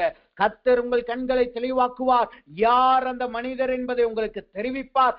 என்ன நடக்கிறது என்பதை காண்பிப்பார். உடனே அதை நீங்கள் நிர்மூலமாக்கி ஜெயம் கொள்ள முடியும். அப்ப முதலாவது தெளிவில்லாத கண் என்பது எப்படிப்பட்ட கண்ணாம்? அது அந்தகாரப்பட்ட கண்ணாய் மாறுகிறது. அதனால் நாம் தடவி தெரிவுகளாயும் வழிகள் வாய்க்காதவர்களாயும் ஒடுக்கப்படுகளாய் நாம் மாறி போகிறோம். அது மாத்திரமல்ல, நாம் ஏமாற்றப்படுகிறவர்களாயும் ஆகாத காரியம் நம்முடைய குடும்பத்தில் சம்பவிக்கிறதுமாய் மாறி போகிறது. இரண்டாவதாக, ஒரு மனிதனுடைய தேவ பிள்ளையுடைய கண்கள் தெளிவில்லாவிட்டால் அங்கு என்ன நடக்கும்? இரண்டாவதாக, அவன் 2 ராஜாக்களின் புஸ்தகம் 6வது அதிகாரம் 18வது வசனத்தை வாசிக்கும் போது அந்த வார்த்தை இப்படியா சொல்லுகிறது. அவர்கள் அவனிடத்தில் வருகையில் எலிசா கர்த்தரை நோக்கி விண்ணப்பம் பண்ணி, இந்த ஜனங்களுக்கு கண் மயக்கம் உண்டாகும்படி செய்யும் என்றான். எலிசாவினுடைய வார்த்தைகளின்படியே அவர்களுடைய கண் மயக்கம் உண்டாகும்படி செய்தார். இரண்டாவதாக அங்கு என்ன நடக்கிறது? நான் ஒரு மனிதனுடைய கண்கள் தெளிவா இல்லாவிட்டால் அங்க என்ன சம்பவிக்கிறது? அவன் கண் மயங்கி போனவனாய் மாறி போகிறான். அவன் கண் மயங்கி போகிறவனாய் மாறி போகிறான். வேதத்திலே மயக்கம் என்பது நிறைய காரியங்கள் இருக்கிறது. நித்திரை மயக்கம் இருக்கிறது, புத்தி மயக்கம் இருக்கிறது, துக்க மயக்கம் இருக்கிறது என்று சொல்லி, ஐஸ்வர்ய மயக்கம் என்று சொல்லி நிறைய மயக்கங்கள் இருக்கிறது. ஆனா இங்கு ஒரு மயக்கம் சொல்லுகிறது. என்ன மயக்கம்? அது கண் மயக்கத்தை குறித்து காட்டுகிறது. இந்த வசனத்துல நீங்க வாசித்தீங்கன்னா இந்த பகுதியிலே ரெண்டு கூட்டத்தாரை நாம் பார்க்க முடியும். அல்லது 2 மனிதர்களுக்கு கண் மயக்கத்தை நாம் பார்க்க முடியும். ஒன்னு யார்? இங்க வசனத்தின்படி நாம் பார்த்தோம் என்றால் 17வது வசனத்துல வாசித்தோம் என்றால், எலிசா விண்ணப்பம் பண்ணா உடனே வேலைக்காரனுடைய கண்கள் திறந்தது.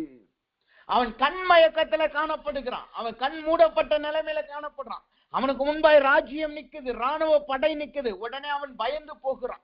உடனே அங்க என்ன நடக்குது? அவன் கண்கள் மயங்கி போனபடியினால் அவன் அதை குறித்து பயப்படுறான். ஆனா எலிசா என்ன செய்கிறார்? அவன் கண்களை திறக்கும்படி தேவ சமூகத்தில் ஜெபித்த உடனே அவன் கண்கள் திறக்கப்பட்ட உடனே அங்கு தேவனுடைய ரதங்களை அவன் பார்க்கிறான்.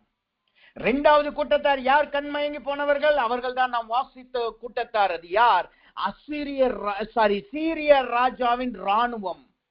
11வது வசனம் சொல்லுது, சீரிய ராஜாவின் ராணுவம் என்று சொல்லி இருக்கு. அப்ப 2 கூட்டத்தார் இங்க கண் மயக்கப்பட்டவர்களாய் காணப்படுறாங்க. அங்க என்ன சம்பவிக்குது? அவர்கள் கண் மயக்கப்பட வேண்டும் என்று அவங்க தேவ மனுஷன் ஜெபிக்கிறான். உடனே தேவன் அவர்களுடைய கண்களை மயங்க செய்கிறதை நாம் பார்க்கிறோம். சரி, இப்ப 2 கூட்டத்தார் அங்க கண் மயக்கப்பட்டிருக்காங்க. அதுல ஒருவனுடைய கண்கள் திறக்கப்பட்டுச்சு. அவன் தேவனுடைய மகிமை பார்த்தான். அப்ப கண் மயக்கம் என்றால் என்ன அர்த்தம்? கண் மயக்கம் என்பது எதை காட்டுகிறது? கண் மயக்கம் என்று நீங்க வேதத்துல நீங்க பாத்தீங்கன்னா ஒரே ஒரு இடத்துல மாத்திரம் தான் கண் மயக்கம் என்கிற வார்த்தையை வந்திருக்க பார்க்கலாம். அப்ப கண்மயக்கம் என்றால் என்ன அர்த்தமாம்?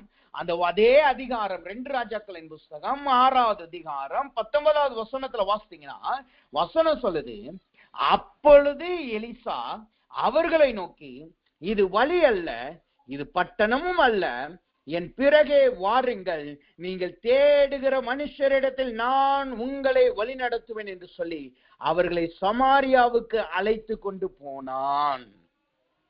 என்ன நடக்குது? சீரிய ராணுவம் எலிசாவை பிடிக்கும்படியாய் வந்திருக்கிறார்கள்.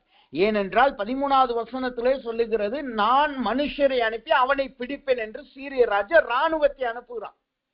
அந்த ராணுவம் எதற்காக வந்தது? எலிசாவை பிடிக்கும்படியாகத்தான் அங்கு வருகிறது. தேசத்தையே சுற்றி வளைத்து நிக்குது, பெரிய ராணுவம் வந்து நிக்குது. ஆனா எலிசா என்ன செய்யறான்? அவங்க என்ன நடக்குது? அவர்கள் கண்மயக்கத்தை வரக்க வச்ச உடனே என்ன சொல்லுகிறான்? நீங்கள் வந்த தேசம் இது அல்ல, பட்டணமும் இது அல்ல, வழியும் இது அல்ல என்று சொல்லி என் பிறகே வாருங்கள் என்று சொல்லி அவர்களை தவறான இடத்துல கொண்டு போய் விடுகிறான். அப்ப இது எதை காட்டுகிறது? கண்மயக்கம் என்பது தரிசனத்தை இழந்து போகிறது, நோக்கத்தை இழந்து போகிறது, வந்ததான காரியத்தை சம்பவத்தை இழந்து போனதை காட்டுகிறது. ஒரு மனிதனுடைய வாழ்க்கையிலே ஒரு கண் மயக்கம் வந்துருச்சுன்னா அவர்களுடைய ஓட்டத்தை அவர்கள் மறந்து போவார்கள். அவர்கள் எந்த பாதையிலே ஓடுகிறார்கள் என்பதை அவர்கள் மறந்து போவார்கள். அவர்கள் வந்ததான நோக்கத்தை அவர்கள் மறந்து போவார்கள். ஒரு தேவனுடைய பிள்ளையினுடைய வாழ்க்கையிலே கண்மயக்கம் வந்துருச்சுன்னா அவர்கள் ரட்சிப்பு, எதற்காக ரட்சிக்கப்பட்டாங்க என்கிற நோக்கம் அவர்களுக்கு இருக்காது. அவர்களை தேவன் ஏன் ஆசீர்வதித்தார் என்கிற நோக்கம் அவர்களுக்கு இருக்காது. ஏன் அவர்கள் பாதையிலே அவர்கள் வாழ்க்கையில முள் வருகிறது என்பது அவர்களுக்கு தெரியாது. ஏன் என்ன செய்ய வேண்டும் என்கிற நோக்கம் இல்லாதவர்களாய் இங்கும் அங்கும் ஓடுகிறவர்களாய் மற்றவர்களுடைய வார்த்தையை கேட்டு தங்கள் நோக்கத்தை மறந்து போனவர்களாய் காணப்படுவார்கள். ஒரு தேவ பிள்ளையை ஒரு பிள்ளை ரட்சிக்கப்படும் பொழுது அவர்களுக்கென்று கர்த்தர் ஒரு தரிசனத்தை கொடுக்கிறார். நம்ம ரட்சிக்கப்பட்ட பொழுதே கர்த்தர் நம்மளுக்கு ஒரு நோக்கத்தை வைத்து விட்டார். நம்மளை குறித்ததான நினைவுகளை அவர் அறிந்திருக்கிறார். அதனால அந்த நோக்கத்துல நாம் ஓடும்படியாய் நாம் அழைக்கப்பட்டிருக்கிறோம். ஆனா நம்முடைய கண் மயங்கி போயிடுச்சுன்னா என்ன நடக்கும்? நம்முடைய நோக்கம் அங்கு மாறி போகிறது. நம்முடைய நோக்கம் அங்கு மாறி போன உடனே நம் வந்து காரியத்தை நாம் செய்ய முடியாமல் மறந்து போகிறது. இதனாலதான் நாம் தரிசனத்தை இழந்து போகிறோம். இன்னைக்கு அநேக தேவ பிள்ளைகள் தரிசனத்தை இழந்து போறதுக்கான காரணம் என்ன? ரட்சிக்கப்பட்ட புதுசுல அனலாயிருப்பாங்க. ரட்சிக்கப்பட்ட புதுசுல கர்த்தாவே ஏதாவது கொடுங்க, நான் ஏதாவது உங்களுக்காக செஞ்சாங்கன்னு சொல்லி வைராக்கியமாய் ஓடுவாங்க. ஆனா இப்ப அது கொஞ்ச நாள் போன உடனே என்ன நடக்கும்? அந்த வைராக்கியம் அப்படியே குறைந்து போயிடும். அவர்கள் ஓடின ஓட்டம் அங்கு நிறுத்தப்பட்டு வேறொரு வழியிலே அவர்கள் ஓடி போவார்கள். ஏன்? அவர்கள் கண் மயக்கத்திலே காணப்படும். அவர்கள் கண்கள் மயக்கத்திலே காணப்படுகிறபடியினால் தங்கள் நோக்கத்தை அவர்கள் மறந்து போகிறார். வேதத்திலே இந்த கண்மயக்கத்திற்கு நிறைய உதாரணங்களை நாம் பார்க்க முடியும். அதுல சில உதாரணங்களை நாம் பார்த்து நாம் ஜெபிப்போமாக. முதலாவதாக, இந்த கண் மயக்கத்தினால் நோக்கத்தை மறந்து போன ஒரு கூட்டத்தை முதல் மனிதர் யார் என்று நாம் பார்த்தோம் என்றால், யோசுவாவின் புஸ்தகம் 7வது அதிகாரம் 1வது வசனம் சொல்லுது, ஆகான் என்கிற மனுஷன். இந்த ஆகான் என்கிற மனுஷனை நீங்க குறித்து வேதத்துல நீங்க வாசித்து பார்த்தீங்கன்னா வசனம் இப்படியாக சொல்லுகிறது, அவன் அங்கு ஒரு சாபத்தீண்டான பொருளை எடுத்தான் என்று சொல்லி வசனம் சொல்லுகிறது. எப்படி அவன் எடுத்தானாம்? எதனால் அதை எடுத்தானா? வசனம் சொல்லுது, யோசுவாவின் புஸ்தகம் 7வது அதிகாரம் 21வது வசனத்திலே ஆகான் சொல்லுகிறான் பாருங்க. 20 மற்றும் 21 சொல்றான், அப்பொழுது ஆகான் யோசுவாவுக்கு பிரதியுத்தரமாக, மெய்யாகவே நான் இஸ்ரவேலின் தேவனாகிய கர்த்தருக்கு விரோதமாய் பாவம் செய்தேன். கொள்ளையிலே நேர்த்தியான ஒரு பாபிலோனியன் சால்வையையும் 200 வெள்ளிக்காசுகளையும் 50 சேக்கல் நிறைய ஒரு பொன் பாலத்தையும் நான் கண்டு அவைகளை இச்சித்து எடுத்துக்கொண்டேன். என்ன நடக்கிறது? ஆகானுடைய கண் தெளிவா இருந்திருக்கு. அவனுடைய யுத்தத்துக்கு அவன் எரிகோவுக்கு போனோம். எரிகோவில போய் அவன் யுத்தம் செய்யணும். தேவனுடைய சித்தத்தின்படி யுத்தம் செய்யணும். யுத்தம் செய்துட்டு அங்க என்ன நடக்கணும்? தேவன் ஒரு நோக்கத்தை கொடுத்திருக்கார். சாபத்தீட்டான பொருளை ஒண்ணு நீங்க எடுக்க கூடாது. அவர்களை அங்க இருக்கிற எதையும் நீங்க எடுக்க வரக்கூடாது. அதை சுட்டெரித்து போடணும். இதுதான் தேவ நோக்கம். தேவ நோக்கத்தை அவர்கள் கொடுத்திருக்கார். ஆனா இந்த ஆகான் என்ன செய்யறான்? அவன் கண்ணின் இச்சையினாலே கண்ணின் வந்த மயக்கத்தினால் அவன் என்ன செய்கிறான்? பாபிலோன சால்வையையும் 200 வெள்ளிக்காசையும் 50 சேக்கல் நிறையான ஒரு பொன் பாலத்தையும் அவன் எடுத்துக் கொள்கிறான். அவன் நோக்கம் மாறி போகிறவனாய் காணப்பட்டான். அவர்கள் யுத்தத்திலே ஜெயித்தார்கள், உண்மைதான். அவர்கள் அந்த ஜனத்தை அவர்கள் மேற்கொண்டார்கள், உண்மைதான். எரிகோ தரமட்டமானது, உண்மைதான். எல்லாம் உண்மைதான். ஆனா இன்னொரு பக்கத்துல என்ன நடந்திருக்கு? அவன் தேவனுக்கு விரோதமான பாவம் அவன் கண் மயக்கத்தினால வந்துருச்சு. இதனால என்ன நடந்துச்சு? அவர்கள் பெரிய பட்டணத்தை ஜெயித்தோம், சிறிய பட்டணமாகிய ஆயிலே தோற்று போனார்கள். இன்றைக்கு நாம அநேகர் பெரிய காரியத்திலே ஜெயம் பெறுகிறோம், பெரிய வல்லமையிலிருந்து ஜெயத்தை பெறுகிறோம், பெரிய போராட்டத்திலிருந்து ஜெயத்தை பெற்றிருக்கிறோம். ஆனா சில நேரங்கள் நம்மளால் சிறிய போராட்டத்தை ஜெயிக்க முடியல, ஒரு சாதாரண பாவத்தை மேற்கொள்ள முடியல, சாதாரண பிசாசின் தந்திரத்தை மேற்கொள்ள முடியல, சாதாரண பிசாசின் வல்லட்டிகளை நாம் மேற்கொள்ள முடியல. காரணம் என்ன? நம்முடைய கண்கள் மயங்கி போனது. அந்த மயக்கத்தின் நிமித்தமாய் நாம் நோக்கத்தை இழந்து போனது. அப்படி நோக்கத்தை இழந்து போனபடினால் என்ன நடக்குது? அவன் மாத்திரமல்ல, அவன் தேசம் முழுவதிலும் கர்த்தர் கோபப்பட்டு அவர்கள் சிறிய பட்டணமாகிய ஆயிலே தோற்று போனார்கள். இன்றைக்கு கர்த்தர் கேட்கிறார், உங்க வாழ்க்கையில ஒரு சின்ன காரியத்துல திரும்ப திரும்ப தோல்வி வருகிறதா? உங்க வாழ்க்கையில ஒரு சின்ன போராட்டத்தை மேற்கொள்ள முடியாமல் நீங்கள் காணப்படுகிறீர்களா? அது பார்வைக்கு சின்னதும், நீங்க என்னால இந்த பெரிய காரியத்தை ஜெயிக்க முடிஞ்சிச்சு, இதை நான் ஜெயிக்க முடியாதா என்று சொல்லி யுத்தத்துக்கு போய் போய் தோற்று வருகிறீர்களா? காரணம் என்ன? உங்கள் கண்கள் ஏதோ ஒரு காரியத்திலே மயங்கி போய் நோக்கத்தை இழந்து போய் காணப்படுகிறது. நாம் நோக்கத்தை இழந்தோம் என்றால் நம்மளால் சிறு காரியத்தை கூட நம்மளால் மேற்கொள்ள முடியாது, சின்ன காரியத்தை கூட நம்மளால் ஜெயிக்க முடியாது. நம்முடைய கண்கள் மயங்கி போனால் இந்த சூழ்நிலையில் தான் நாம் காணப்படும். இரண்டாவது உதாரணம் யார்? யோனாவின் புஸ்தகம் 1வது அதிகாரம் 2 மற்றும் 3 வாசித்து பார்த்தீங்கன்னா யோனாவின் குறித்து நாம் பார்க்க முடியும். அவனுடைய கண்கள் அங்கு மயங்கி போனதை நாம் பார்க்க முடியும். அவனுடைய கண்கள் மயங்கி போனதற்கான காரணம் என்ன? அதே யோனாவின் புஸ்தகம் 4வது அதிகாரம் 5வது வசனத்துல யோனா சொல்லுகிறான், சம்பவிக்க போகிறதை குறித்து அவன் சொல்லுகிறான், இப்படி நடக்கும்னு எனக்கு தெரியும் ஆண்டவரே, அதனாலதான் நான் வரலன்னு சொல்லி தேவன் மீது பழியை போடுகிறான். அவனுடைய நோக்கம் என்ன? அவனுக்கு கொடுக்கப்பட்ட தரிசனம் என்ன? அவன் நினிவே பட்டணத்துக்கு போகணும், நினிவே பட்டணத்துல போய் ரட்சிப்புக்குரிய வார்த்தையை சொல்லணும். அதுதான் அவனுடைய நோக்கம். அவனால கர்த்தர் பட்டணத்தை அழிப்பாரோ பாதுகாப்பாரோ அது அவனுடைய நோக்கம் அல்ல. அவனுக்கு கொடுக்கப்பட்ட தரிசனம் அவன் நினிவேக்கு போகணும், அங்க போய் ரட்சிப்பின் வார்த்தையை சொல்லணும். ரட்சிக்கிறது கர்த்தர், அவர்களை அடிக்கதும் அடிக்காததும் கர்த்தருடைய சித்தம். ஆனா இங்க என்ன நடக்குது? முதலாவது அவன் இந்த நினிவேக்கு போகாம தர்ஷீசுக்கு ஓடுறான், பின்னாடி கர்த்தர் அவனை அடிச்சு திரும்பியும் கொண்டு வருகிறார். ஆனால் அவன் என்ன செய்யறான்? அங்கு வந்து கர்த்தரோட யுத்தம் பண்றான். என்ன யுத்தம் பண்றான்? ஆண்டவரே எனக்கு தெரியும் நீர் இப்படி செய்வீர் என்று, அதனாலதான் நான் போலன்னு சொல்லி தேவனை குற்றம் சாட்டுகிறவனாய் மாறுகிறான். இது எதற்கான காரணம் என்ன? அவனுடைய நோக்கத்தை அவன் புரிந்து கொள்ளாதது, தன்னுடைய சுய எண்ணத்திற்கு அவன் இடம் கொடுத்தது. கர்த்தர் இப்படிதான் செய்யணும் என்று நடக்கிறது, இப்படிதான் கர்த்தர் செய்வார் என்கிற எண்ணத்தில் அவன் ஓடினான். ஆனா அங்கு நடந்தது வேறு காரணம். நம்முடைய வாழ்க்கையில அநேக நேரம் கண் மயக்கம் வருவதற்கான காரணம் என்ன? முதலாவது இச்சை. இரண்டாவது காரணம் என்ன? தேவன் இப்படிதான் செய்யணும் என்று நாம் தேவனுக்கு ஒரு சர்க்கிள் வைக்கிறது, தேவன் இப்படிதான் நடக்கணும் என்று தேவனை குறித்ததான ஒரு நோக்கத்தை வைக்கிறது. என்னுடைய சத்ருவா அவரை அடிச்சுதான் தீரணும், அவனை ரட்சிக்கலாம் கூடாது என்று அப்படி நினைக்கிறது. அல்லது நான் ஜெபித்தா இது நடக்கணும் என்று அதன் பின்னாய் நாம் ஓடுகிறது. ஒன்றை நாம் புரிந்து கொள்ள வேண்டும், கர்த்தர் நம்மளை படைத்திருக்கிறார், நாம் கர்த்தரை படைக்கவில்லை. கர்த்தர் அண்ட சராசரங்களை படைத்திருக்கிறார், அண்ட சராசரம் தேவனை படைக்கல. அப்ப தேவனுடைய படைப்பாகிய நாம் அந்த படைப்பை படைத்த கர்த்தருக்கு நாம் கீழ்ப்படுகிறோம். நம்முடைய சர்க்கிளுக்கு தேவனை நாம கொண்டு வரக்கூடாது. அப்படி கொண்டு வர்றதுனாலதான் சில நேரம் நம்மளுடைய வாயில இந்த வார்த்தை வருகிறது, நான் இப்படி ஜெபித்து எனக்கு கர்த்தர் செய்யல, நான் இப்படிலாம் ஜெபித்தேன் கர்த்தர் எனக்கு கீழே, கர்த்தர் எனக்கு வாக்கு கொடுக்க, என்னுடைய வார்த்தையை நிறைவேற்ற. அவர் வார்த்தையை நிறைவேற்றாததும் நிறைவேற்றதும் அவருடைய கையில இருக்கு. அப்ப இங்க யோவாவினுடைய காரியம் என்ன? அவனுடைய கண்மயக்கம் வருவதற்கான காரணம் என்ன? அவன் தேவனை அவனுடைய எண்ணத்திலே சுருக்க நினைத்தான்.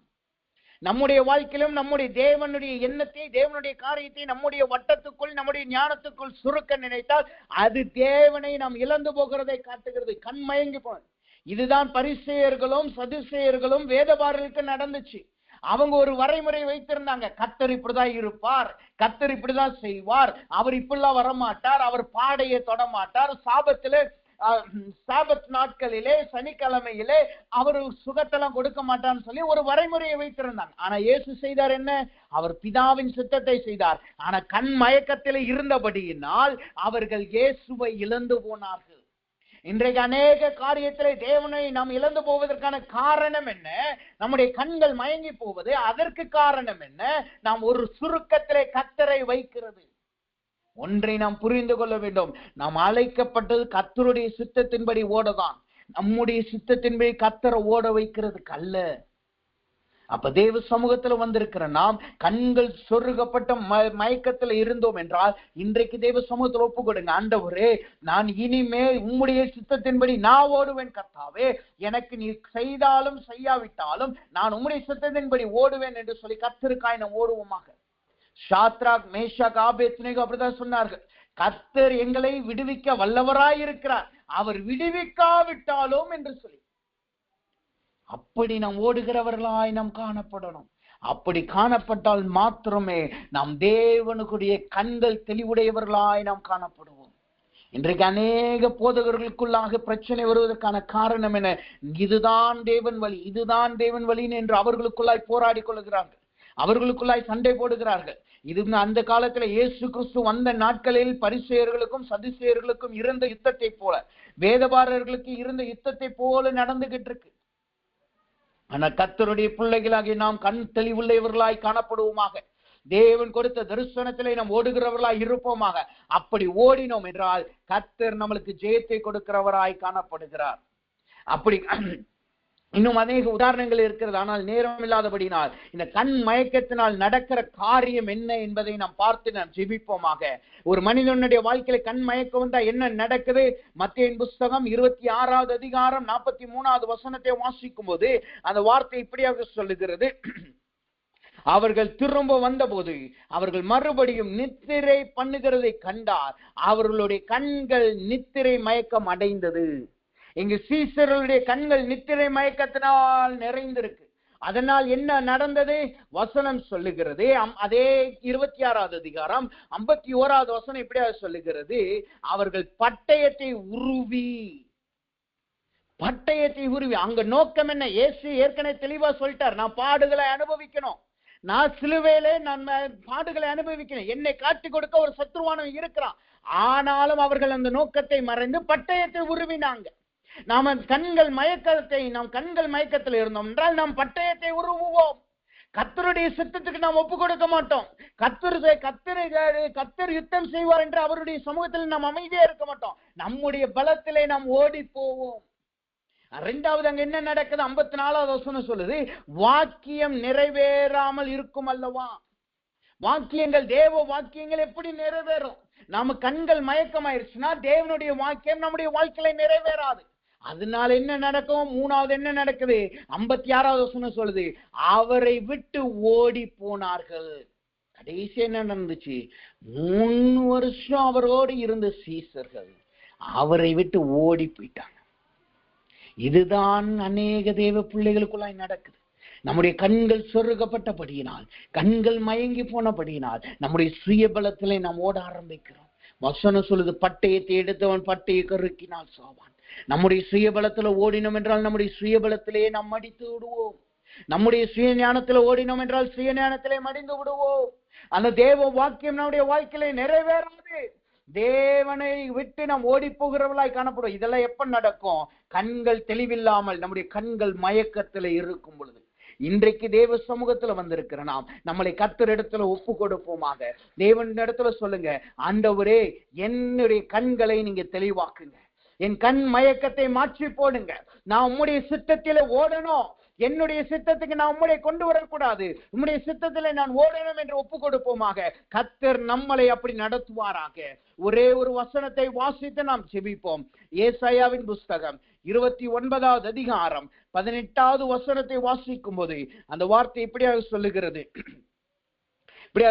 அக்காலத்திலே செவிடர் புஸ்தகத்தில் வசனத்தை கேட்பார்கள், குருடரின் கண்கள் இருளுக்கும் அந்தகாரத்திற்கும் நீங்களாக்கி பார்வை அடையும். இன்றைக்கு கர்த்தர் சொல்லுகிறார், இன்றைக்கு அவர் நம்முடைய கண்களின் தெளிவை குறித்து பேசினபடினார் இன்றைக்கு நம்மளுடைய இருளான அந்தகாரப்பட்ட கண்களை தேவன் பார்வையிட செய்ய போகிறார். இப்பொழுது நாம் ஜெபிக்க போகிறோம். ஆண்டவர்கிட்ட சொல்லுங்க, ஆண்டவரே, நான் இழந்து போனதுக்கும் நான் முறுமுறுத்ததுக்கும் உம்முடைய நோக்கத்தை விட்டு ஓடினதற்கும் என்னுடைய கண்கள் தெளிவில்லாததுதான் காரணம். இதனால் நான் உம்மை குற்றப்படுத்த நினைத்தேனே, யோவானை போல உம்மை குற்றப்படுத்த நினைத்தேனே, நான் உம்முடைய வார்த்தை விட்டு ஓடி போனேனே, என்னை நீ மன்னிப்பீராக என்று சொல்லுங்க. தேவனிடத்துல கேளுங்க, என் கண்களை திறந்தருளுங்க, என் கண்களை தெளிவுபடுத்துங்க என்று ஒப்பு கொடுங்க. கர்த்தர் இப்பொழுது நம்முடைய கண்களை தெளிவுபடுத்துகிறார். எல்லோரும் கண்களை மூடுவோமா, தேவ சமூகத்தில் ஒப்பு கொடுப்போமா, நாம் ஜெபிப்போம். அன்பின் பரலோக பிதாவை துதிக்கிறோம், ஸ்தோத்திரிக்கிறோம். ஆண்டவரே, இதனால் தேவனுடைய கிருபையும் தயவும் எங்களோடு குறைந்தக்காய் நன்றி செலுத்துகிறோம். ஆண்டவரே, இன்றைக்கும் தேவன் கண் தெளிவுள்ளவர்களாய் இருக்க வேண்டும் என்று எங்களோடு நீ பேசினதுக்காய் நன்றி செலுத்துகிறோம். கர்த்தாவே, ஆண்டவரே, கண் அந்தகாரப்பட்ட கண்களாயும் கண் மயக்கத்தில் இருக்கிற கண்களுமாய் எங்கள் கண்கள் இருக்கும் என்றால் இன்றைக்கு தேவன் எங்கள் கண்களை தெளிவுபடுத்துவீராக. எங்களுக்கு அந்த காரியங்கள் சம்பவிப்பதற்கான காரியத்தை நீர் வெளிப்படுத்தினக்காய் நன்றி செலுத்துகிறோம். இன்றைக்கே ஒரு ரட்சணை வரட்டும் கர்த்தாவே. உம்முடைய பிள்ளைகள் ஏமாற்றப்பட்ட சூழ்நிலையிலிருந்து இன்றைக்கு ஜெயத்தை பெற்றுக் கொள்வார்களாக. ஆகாத காரியம் இவர்கள் குடும்பத்திலே, இவர்கள் வாழ்க்கையிலே, ஊழியத்திலே நடக்கும் என்றால் ஒரு ஜெயத்தை கொடுப்பீராக. ஆண்டவரே, இந்நாள் முதற்கொண்டே இவர்கள் கண்கள் தெளிவுள்ளவர்களாய், உம்முடைய நோக்கத்திலே ஓடுகிறவர்களாய், உம்முடைய சுத்தத்தை செய்கிறவர்களாய், ஆண்டவரே, உம்முடைய பிள்ளைகளாய், உம்முடைய பிள்ளைகள் ஆண்டவரே நீர் ஆசீர்வதித்தருளுவீராக. இந்நாள் முதற்கொண்டு இவர்கள் சித்தத்தின்படி அல்ல, பட்டய தூக்குகிறவர்களாய் அல்ல, தேவனுடைய சித்தத்தை செய்து உமக்காய் ஆண்டவரே உம்முடைய வாழ்க்கையை வாழுகிறவர்களாய் காணப்படுவார்களாக. அப்படிப்பட்ட கிருபையை கொடுத்து உம்முடைய பிள்ளைகளின் கண்களை நீர் தெளிவுபடுத்தி உள்ளீராக. அப்படி நீ செய்யறக்காய் நன்றி செலுத்துகிறோம். எல்லா துதி கனமையும் நமக்கே செலுத்துகிறோம். இயேசுவின் நாமத்தில் ஜெபிக்கிறோம் நல்ல பிதாவே, ஆமேன், ஆமேன்.